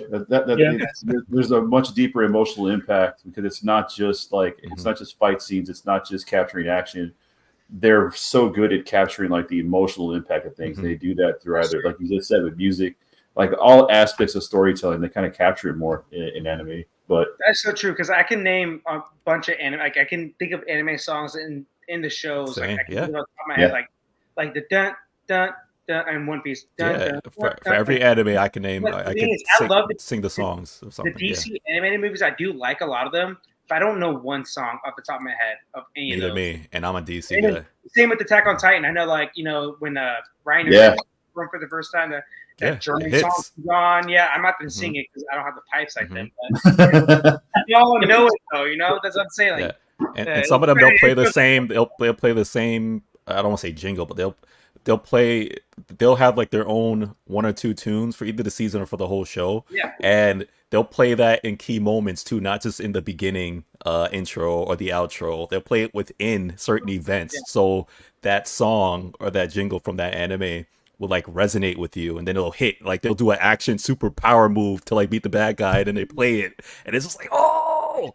So they know how to do it. The Japanese. Yeah, a good fight action scene movie is Sword of a Stranger. You haven't seen that? Yes, I love Sword of the Stranger. It's so good. It's so freaking good. It's the best sword fight you've seen in animation history. The story's pretty good, but the animation, like fighting style, is so crisp. Like the sword that hits it's so dope, man. And it's a simple story. It's like kind of like a John Wick of anime movies. Very simple but dope as hell. Yeah, fucking Aiden. Yeah, hey. That's all I read. Aiden, you're a nerd. Yeah, he's a big but Aiden, you also fucking Alan, you have no idea. Like I said, I've talked about this story. We've been backstage, Black Clover. There we go. We've been backstage. Me, Freddie, and a couple other people were arguing about who's the best Robin for about an hour. Wow, that's how big of a dorks we are. It's so true. We're fucking dorks. That's why Alan's laughing. So everybody agreed it was Damian Wayne does the best Robin, right? Is that what everybody agreed on? Alan said this. Who the fuck is Tim Drake? I'm like, oh Lord, here we go. I wanted to bring up another piece for you guys that just popped up. Another custom piece. I think it's really, really cool. I want to show you guys. I want you guys to give me your opinions and let me have it. So let's click that right there. Oh, I've seen this floating around on Instagram last day or so. Yeah. Nice. Let me do something here real quick. Let me bring this back. Let me go on here. I'm gonna make it bigger. There we go. So I'll put this back over here. There we go. So what do you guys think? And all with that, Roger, because you're the artist, I'm gonna pan over and then I'm just gonna switch the pictures so you can take a look. Front view. Real quick, that is a light up feature, right? We're seeing at the bottom. Yeah, that's a light up feature. They're telling me that it is removable for those that don't want it. So you can have just a top base or have the top base with the Bifrost. Who don't want it? It looks awesome. But the Bifrost colors, please. Yes. Yeah, so right here, this second picture, the eyes are glowing, so it's two portraits, pretty much the same. Yeah. You might change it, but they're doing the same with just the glowing eyes and the Bifrost with the light up. and you have Stormbreaker and Mjolnir. So you have two portraits, 2 arm swap outs, and the light up feature. Yeah, dude, I like the stylized proportions, but also like the realistic touches of adding like veins and stuff like that to it. So that's pretty awesome. I think it's also nice to kind of see a deviation away from a lot of Thors that I've seen lately, where it's like it's less stylized, or there's some that are like they're more detailed and all that. This still fits in line with comic book adaptation, but still has a realistic kind of approach to it. I like the stance. Stance is cool. The light up feature. When I first saw this, the light up feature really kind of like got me. I like the idea of getting the rainbow bridge and getting the Bifrost there. That's kind of neat. I haven't seen that. If you can see on the top of the base, you can't tell real much, but there's like a Mjolnir with a bunch of inscriptions and stuff with the snow around and some branches. So it's kind of like that whole kind of snowy vibe. So I thought that was pretty cool. I like the cracks where the light up's going to come through. I always like when they could do a light up where it lights the bottom of the base. Same. And it lights the character too from the bottom up. So that's always a cool touch. Like the cape too, sculpted cape. I know that's always a conversation, sculpted cape or non-sculpted cape, but I like this one. I think for specifically this version, a sculpted cape makes perfect sense. Sculpted was always better, I think, in my opinion. It just the fabric, even if it's a high quality fabric, it still looks different compared to because like the character is sculpted himself, so it looks weird when you have a sculpted plus a fabric or mixed media. So I think sculpted is always a look for me, cape wise. So okay, this is definitely a piece that. So can you go back to that aerial shot? Yeah, it's rare that I want to be able to look over a piece. This is one I would actually have on the bottom shelf or bottom bustle rack. Just so when I walk in or you stand up and walk, you can see the bottom. That's dope. This is great. This shot. Yeah. Think about it. How often do you ever look at a statue and say, "Man, it looks good from the top"? Like that's what I'm saying. Yeah, that's a really good. That boob, right? That boob's like that. It makes sense, but he doesn't have boobs. He has man boobs. Nice. So Roger, from what you're seeing, any ideas in terms of what you would like to see different or changed? Or, I mean, I know the artist behind this is going classic, so there's too much like super hyper realistic, all this we see on newer products that are coming out. I know Iron Studios just showed their quarter scale Thor. There's a lot going on. It reminds me of their 1/10 that I got right here. I could bring that 1/10 closer if you guys want to see, but it looks exactly like it, but just at a quarter scale. So that's one of the reasons why I like this one, because it's kind of it's sticking to the comic book depiction, but like I said, it still has a realistic approach to the texturing on the face and the skin. Like I like his face too. Like I like his face. I like his arms look completely jacked as they should be, and like I said, it has enough realism to it, but still stays true to like stylization. It's a good blend between stylized and a little bit of realistic, because the face still has a little bit more of like a realistic approach as far as like the texturing on it, like the actual skin texturing and shading. But yeah, I dig it. Plus, like I said, I like the stance. Like that's a cool museum pose without being a museum pose, in my opinion. Like it's still got some motion to it, especially with like the cape. Yeah. And I personally like how the hair flow and the cape flow is the same direction. Yeah. Right? You see how they kind of flowing with it. Jimmy, what do you think? Yeah, so when I think of Thor, comic version, I think of 3 of them. So I think of first is the LBS one that Jay and Carl like knocked out of the park. It was just incredible. Second, I think of the LL Thor that I used to own. That to this day I still wish I had it, but I could not resist the price I got for it. So it was just absolutely incredible. I just loved everything about it. And now the third one will probably be this one here, add to the list as the top 3 Thors I think ever made. When I look at this as a comic piece, is this 1/4 scale? Yes, quarter scale. Okay, so quarter scale Thor. I really love anybody that knows me, I love museums. So I do love the museum look. I do love how he has the switch outs, but just the classic look of this of the character is just so iconic. It looks so awesome. I think that I think of this one here as would look really, really nice in an Avengers line, like comic Avengers line. But the lineup feature is amazing, and I really love it. It's great. It's I think that from what I've heard, he's gonna do a Hulk, Captain America.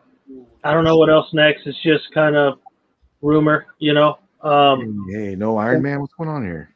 I don't know. Maybe Iron Man.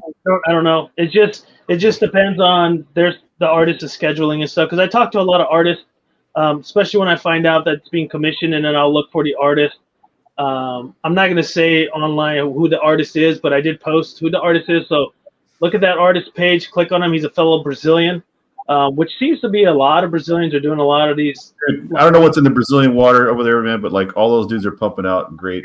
There's great art. There's great 3D artists in Brazil. And Argentinians, right? Argentinians, like they do a lot of big work for Sideshow, I believe, right? Yeah. So I know some of the Brazilians that have done Prime One. They've done LBS. They've done some of this stuff. So look at his artist station. Take a look at his work.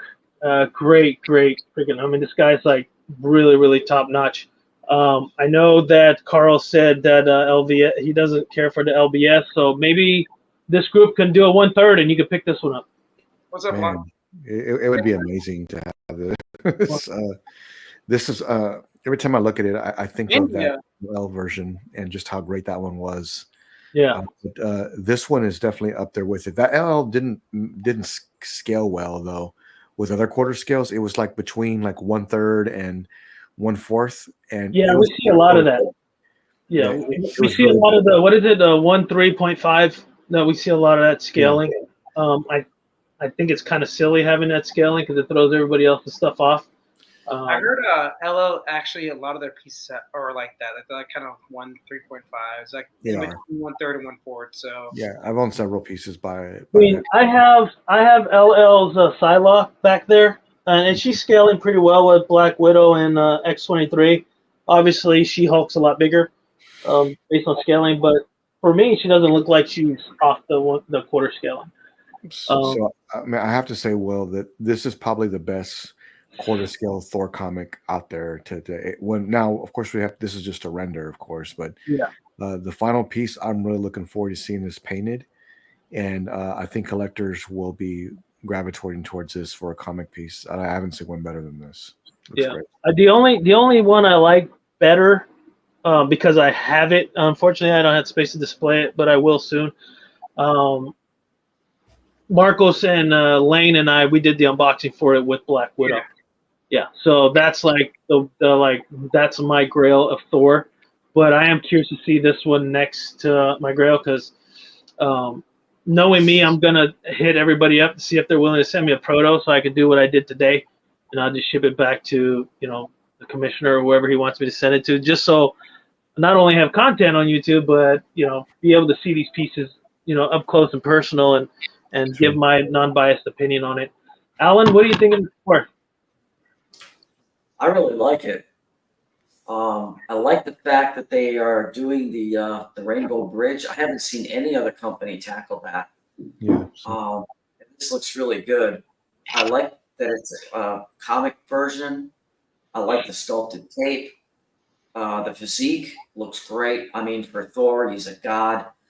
The only one I saw that ever came maybe close to this was the OG quarter scale from Sideshow, but they had mixed media on that one. And I had that one, and over time the mixed media. Breaker Brimstone. Yeah, I had that piece too. Yeah, and it was difficult to display. Because you had to put it low because he was looking up so high. Yep. But that was a great Thor. I really liked it. I like this. This is really badass. I have nothing bad to say about this at all. No critique. It's just well done. Yeah. Great. FBJ, what do you think? From what I was saying earlier, I think the best way that I would do it to view it is to have it on a bottom shelf. Yeah. Which I know that's always the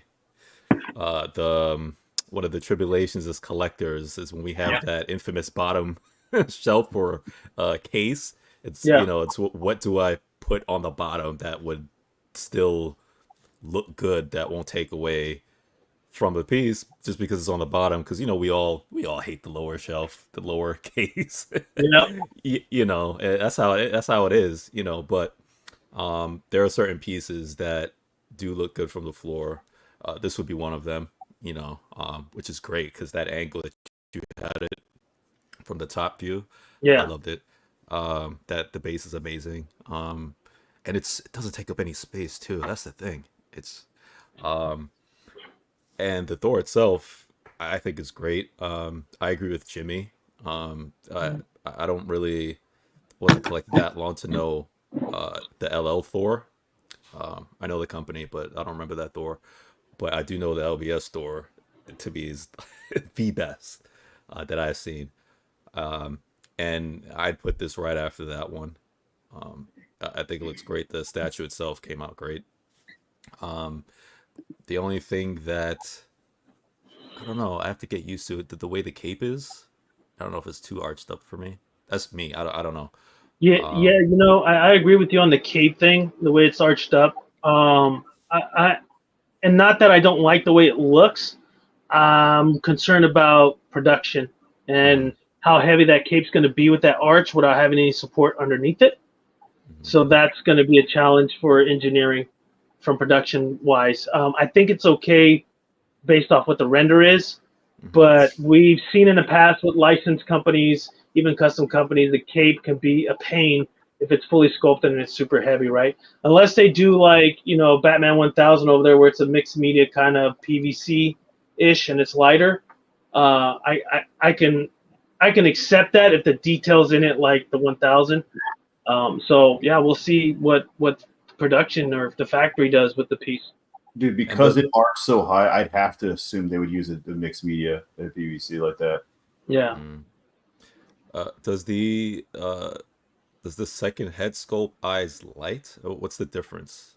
I can't tell. It just what's it called light up. Is it? No, it's just a light up eyes, right? Will? Jimmy. Yeah, it's just light up eyes on the second one. Okay. Dude, it's an old school piece. I remember that one. Yeah, this is the LL Thor I had, and I mean, this picture does not do this. How big that piece is? It's enormous. That Thor is huge. That Thor, the old school Thor needs to be in like a glass pedestal so you can look from the top down. Yeah, it's really big. Yeah. And this I had it custom painted because it only came in a kit, so I had it painted by John, and it was just amazing. It was amazing. So I think this new one here really stands next to this one as one of the best. I just love museums, so this is why I love this one so much. Marcos? For me, I think it looks great. Like everybody said, the base with the rainbow teleportation. There we go. It's awesome. Yeah, the Bifrost. It looks dope. I'm just not a big comic Thor fan. I think in the comics they make him like super fucking lame. If that makes sense. He's like super dorky and like lame. I think it depends on the comic, because if you read some of the newer stuff, he's pretty gruesome. Like you got to check the newer stuff, right? Yeah, sure. Maybe I agree. But definitely before like maybe 2015, he was lame as fuck. Like there's no doubt. The Marvel movies definitely helped the Thor brand and making him like a little bit more goofy, like more relatable. If that makes sense. The animated series Avengers Assemble did a great job with Thor. Yeah. Oh, that's a pretty good series too, man. I remember I watched that when I was. It's a great series. I love it. I know it's not the same art style, but the new Netflix one, where Thor's just ripping people apart, is freaking crazy. So he's not lame in that. No, but like even the first Marvel movie of him, they made him kind of like that was kind of more comic Thor at the time. And he was still lame. Check it out, Carl. Yeah. Carl, Jason, Aaron. There we go. Okay. There we go. No, but for me, comic Thor is not like my thing. But for me, I'm not a Thor guy in general. I think he's a pretty cool character. one of the strongest characters, obviously, in Marvel.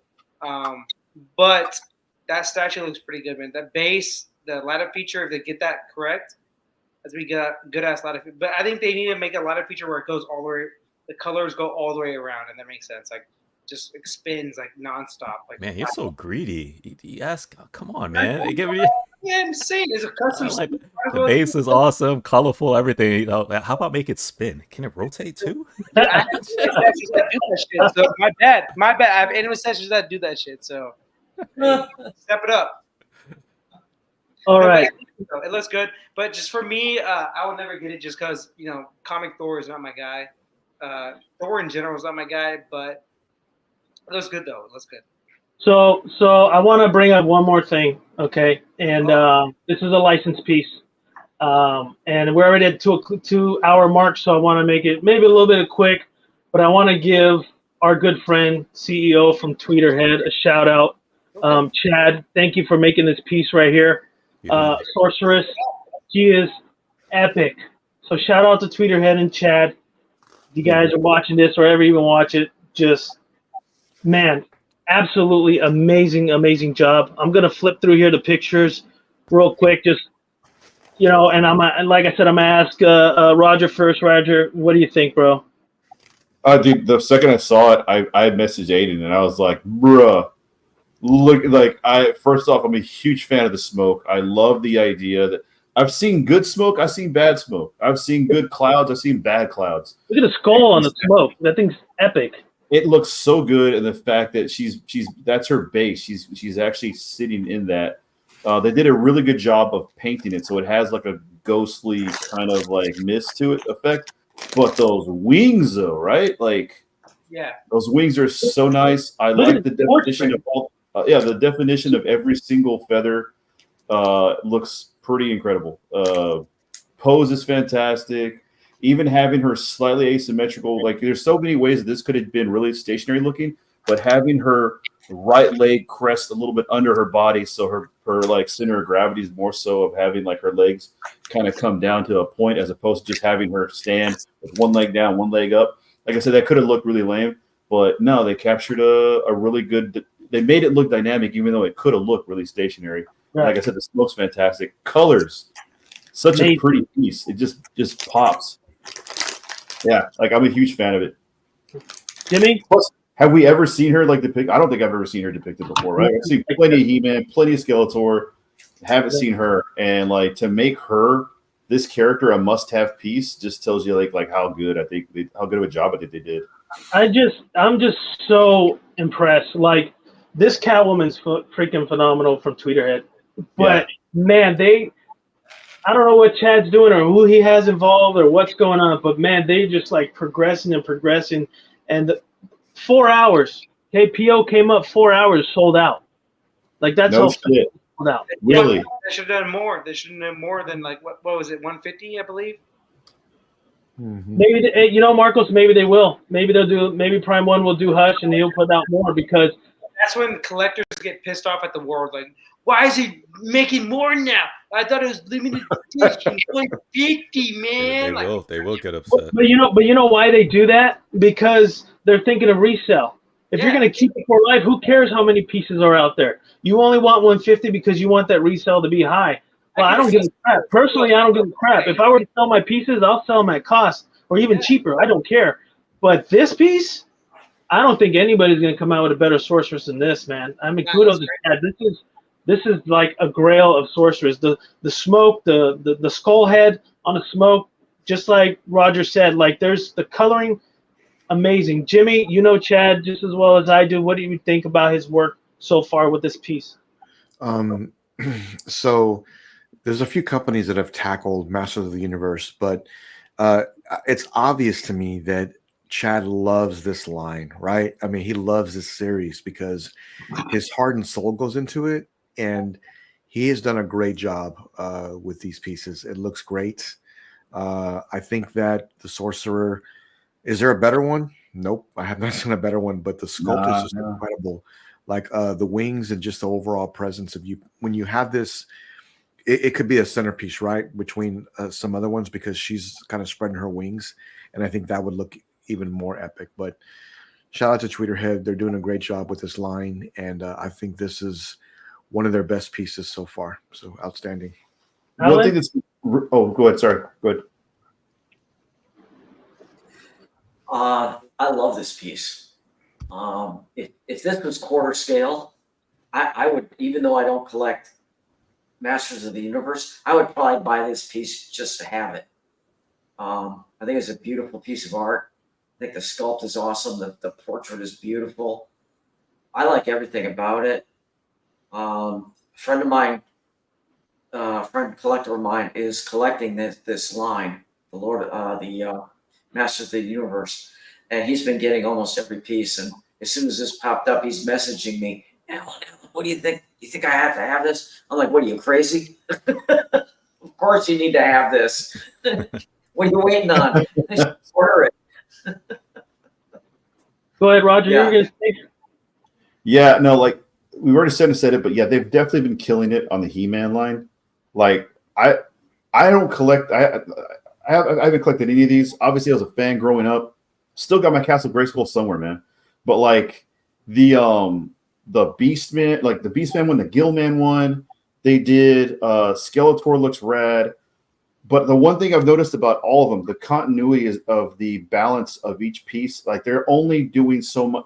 Like I would say a fourth of the statue is base, just the bottom part. But all of them across the board have made sure to maintain that like same kind of consistency. So like the bases they only take up the same amount of footprint. Everything has like that same amount on the bottom of them, and they all have kind of the same height. It's going to look, whoever collects all of these and puts them all on the same shelf is going to have a really impressive like line. And I think, yeah, Sorceress is like a centerpiece. You have her in the middle and then have He-Man and then Skeletor on each side. Oh man, that'd be so sick. I agree. FBJ, what do you think? So I've watched the Masters of the Universe, the old 80s cartoon. I've seen the animated series that they've come out with in the last couple of years. I think they came out with maybe 2 or 3. Netflix. Netflix, yeah, I think they did about two of them. You know, Yeah. so I like Masters of the Universe. I even own a couple of comics, and one collab comic that I have is I think Masters of the Universe and Thundercats together crossover, if I'm not mistaken. I have that as well. So like I love He-Man and Masters of the Universe, and I'm gonna tell you this version of Sorceress is the best that I've seen depicted in any animated form, any movie, and even statue. This pops. Like the colors and even the sculpt, it pops. And when I see this, the first thing I thought to myself was, can we get a movie? Because the realism on this statue is great. I mean, we did get a movie, but yeah, no, Dolph Lundgren's my boy. Oh, real movie. Dolph Lundgren's my boy. I ain't gonna hate on that one. I actually seen that a million times. Because one, I like He-Man, and I like Dolph Lundgren. He's one of my old school favorite actors. Yeah. But yes, the movie wasn't that great. I actually like Dolph Lundgren and Punisher. I really like. Oh yeah, I loved him in Punisher. That was the worst Punisher Yes. of all Hey, time. Marcos, you stay quiet, okay? Shush. No, it's for the that Punisher wasn't for the as far as comic leap onto the page. It was for the action feel. Yeah, Like, it was the action. It was the 80s. All action. If you just took Punisher out of it and it was just if it standed on its own merit, it was an old school action 80s flick. That's how I took it as. Yeah. Anyway. So yeah, so this tweet ahead is to me it feels as like how we spoke about Alex Ross earlier, how he has his characters, like that realism that Alex Ross brings to these characters. Mm-hmm. It's kind of how I feel with this. It's like that Alex Ross type feel of approach where this looks better here in a sense of that realism than it does with all the other mediums. And the colors on this is beautiful. Did this really sell out? Yeah, 4 hours. Oh my gosh. 4 hours. They messed up, man. They did too little of a dish size. So This is amazing. Twitter had that excellent. This is going to be one of the tops for me. And I'm not even a huge fan of this character, but I will put this on that level as far as as far as Catwoman, because I love that Catwoman, the Michelle Pfeiffer. That's it's a good piece. You can look at it and be like, you know what? I'm like I said, I don't even have this collection, but I consider getting it purely because of how good the art is. Same. Like it has nothing to do with what my line or my like collection and stuff like that. It's just something I'd be really happy to have displayed here in like my collection. And Roger, also, shout out to the artist who did this. I don't know who it is, but bro, I know you laid out every feather. Every single one of those feathers was laid out manually. I don't know. I don't know. I don't know. Is her last Tiago Zenobini? I'm assuming that's the artist. Zenobini. Right here, buddy. Right here. Yeah. Okay. Zenobini. To be honest, I don't even know if the artist took liberties with the costumes or any of that stuff. But to be honest, I don't even think it matters. You know how some collectors are. It's not exact the way it looks in the comic. Right. But I'm not one of those. I just see a thing of beauty. And honestly, I really love He-Man. You know, I'm not like a diehard. I know every single person for no. I enjoy He-Man. I've watched every medium. I like it. I don't memorize every single thing, but I love it. And I would say, if I could, this would be that one piece over He-Man himself to like represent He-Man in my collection. You know, I would just put this like He-Man. Yeah, I have Sorceress right here. That's my He-Man. Well, that would also depend on how well they do He-Man. Because if they knock He-Man out like they did Sorceress, you're gonna get an epic line with this tweeter. Marcos, what do you? I know you lost there. You know, it's Chad's our boy. Don't be talking smack. I'm gonna close you out of the stream. No, for me, I'm like I said, I think they messed up on the edition size. I think they're kicking themselves in the foot. It's kind of like what Prime One did with the 1/4 Superman, the Hush. They're like, what was it? Like it's like 750 or not even, maybe 550 edition size. And it's like fuck, like it sold out within like a weekend. Like god damn it. So they had like they came out with a regular statue. So maybe they could get away with that. I know they kind of already did that, so I don't know. But I think it looks great. The statue looks great. Congrats to all. What is it? He-Man, right? Yeah. Yeah, I'm too young for that. So like Master of the Universe. Yeah. Yeah, I'm way too young for that shit. So. Master of the Universe on Netflix. Go watch it. It came out in 2022 and 2023 or 4, the new one, so you can watch them. So you have no excuse. I heard the new one's fucking abysmal. That's what I've heard from diehard He-Man collectors. Yeah, but you can watch it for yourself, Marco, because you have a different taste. Okay, you don't like TNG, you don't like Zack Snyder, you got a different taste than everybody else. So just go watch it and maybe you'll love it. Don't follow the herd. Make your own mind up. Outside of 300 and the outside of Watchmen, which Watchmen is literally a copy paste. So like Zack Snyder had really no input on anything. So thank God he didn't, because if he did, we get level. So like that's what I'm saying. Thank God he didn't. You keep Zack Snyder's name out of your mouth. You need some orbits with that dirty mouth of yours. Dude, no, give me extra. Extra is what I get. Extra is the best. Go ahead, Alan. All right, listen. I think that 150 ES was talking about the exclusive version that she's holding the staff. If I'm not mistaken, the regular version without the staff is still available at Sideshow. It is. Yeah. I don't want that one. I want the staff. I get it. 100 years. You know what I'm gonna do? I'm just gonna contact someone in the custom community, be like, hey, just put He-Man's sword on her hand. That way she can hold the sword instead of the staff. Let's just do that.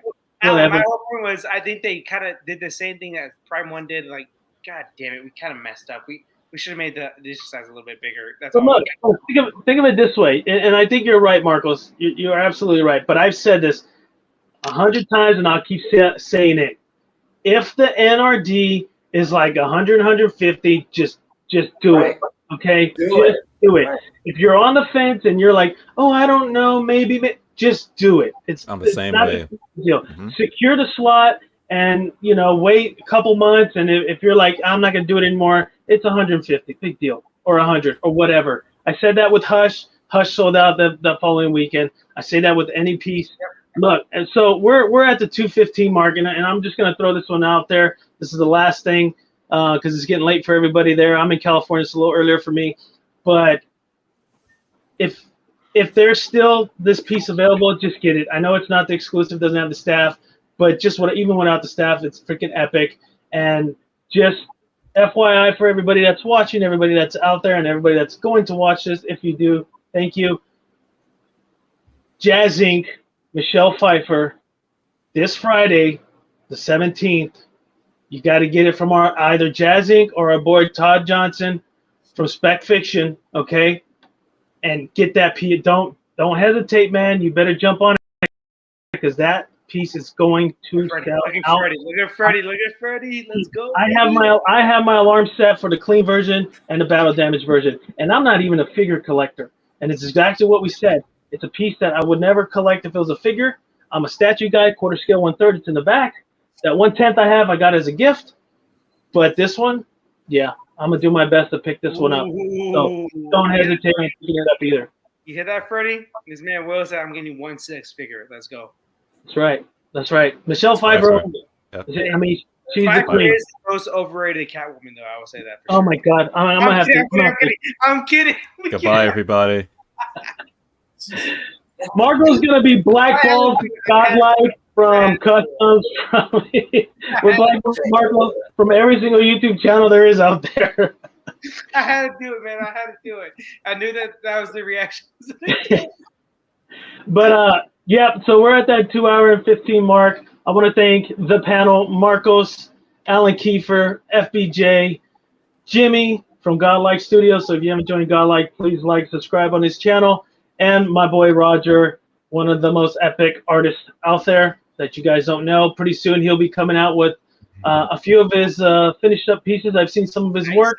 His Madeline Pryor, he's doing some things with the hair that we didn't see last time. So it's done. If you want to take a look at it.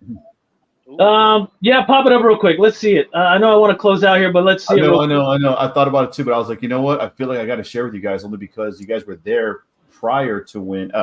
See what I did there? Prior to when. Prior to when I had the hair done, so it only makes sense that I should share the progress. So let me open that up right now for you guys. Well, I have you here. It's opening. All right, I'm going to share my screen. Present.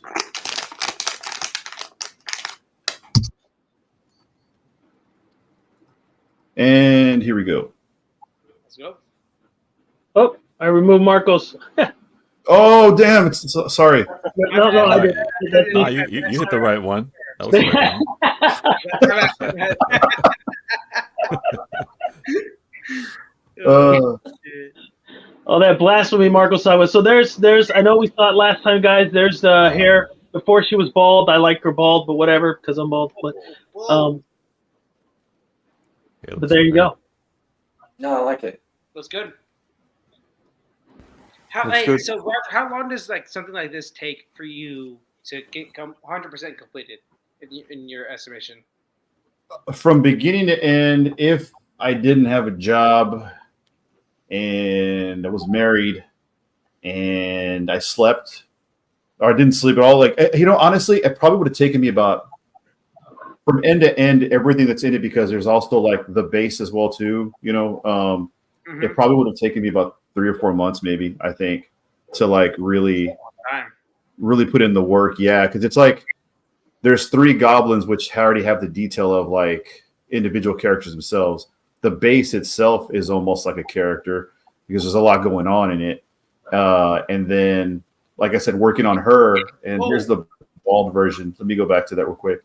Here's the base, right? So doing all that to go with it is it gets taxing. There's a lot of time. Plus, like I said, I'm not working off a concept. It's all me just kind of coming up with what's what in here and fabricating things.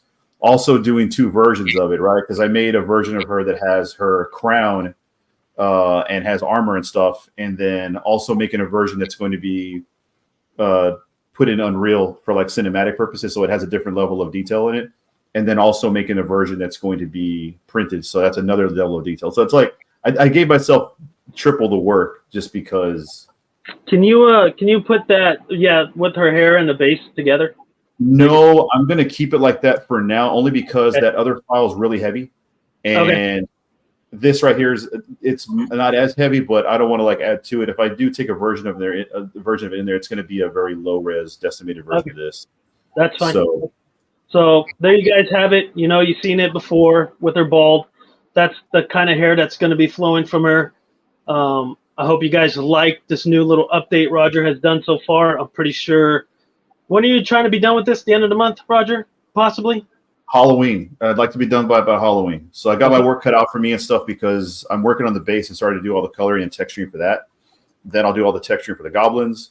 And then, putting it all together in Unreal and lighting and all that.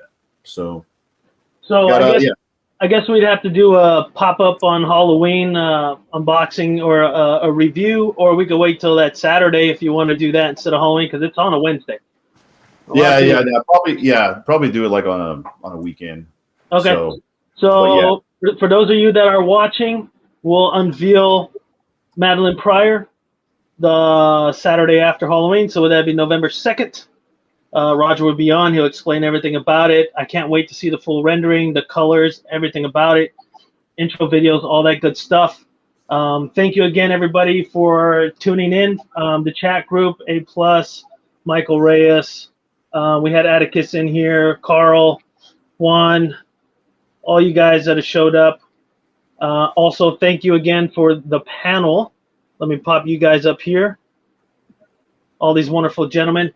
And I apologize for it going so long, but we had an epic time. We geeked out. Even though Marcos was late, that's okay. I'm sorry about that, people. Work comes first, obviously. We all know that. So. Yeah, well, I don't think they know the hobby, so they got to let you out earlier. No way. Bro, I'm saving lives, Joe. I'm saving lives. Yeah, you are. Scrubs right now. I'm by scrubs. We need you all. So thank you again, everybody, for tuning in to ASB Collectibles Live Boxing and Shenanigans. Again, thanks for the whole panel. If you did like this stream, please like, subscribe, hit that notification bell. I will be getting more prototypes in. I will get more of my personal pieces in, whether they're new or they are old school. I believe I have something new coming on the way as a custom piece. And don't forget to go on Spec Fiction and get that Michelle Pfeiffer this Friday, okay? So thank you again for joining ASB Collectibles, and we'll see you next time. Peace. See you later. Night.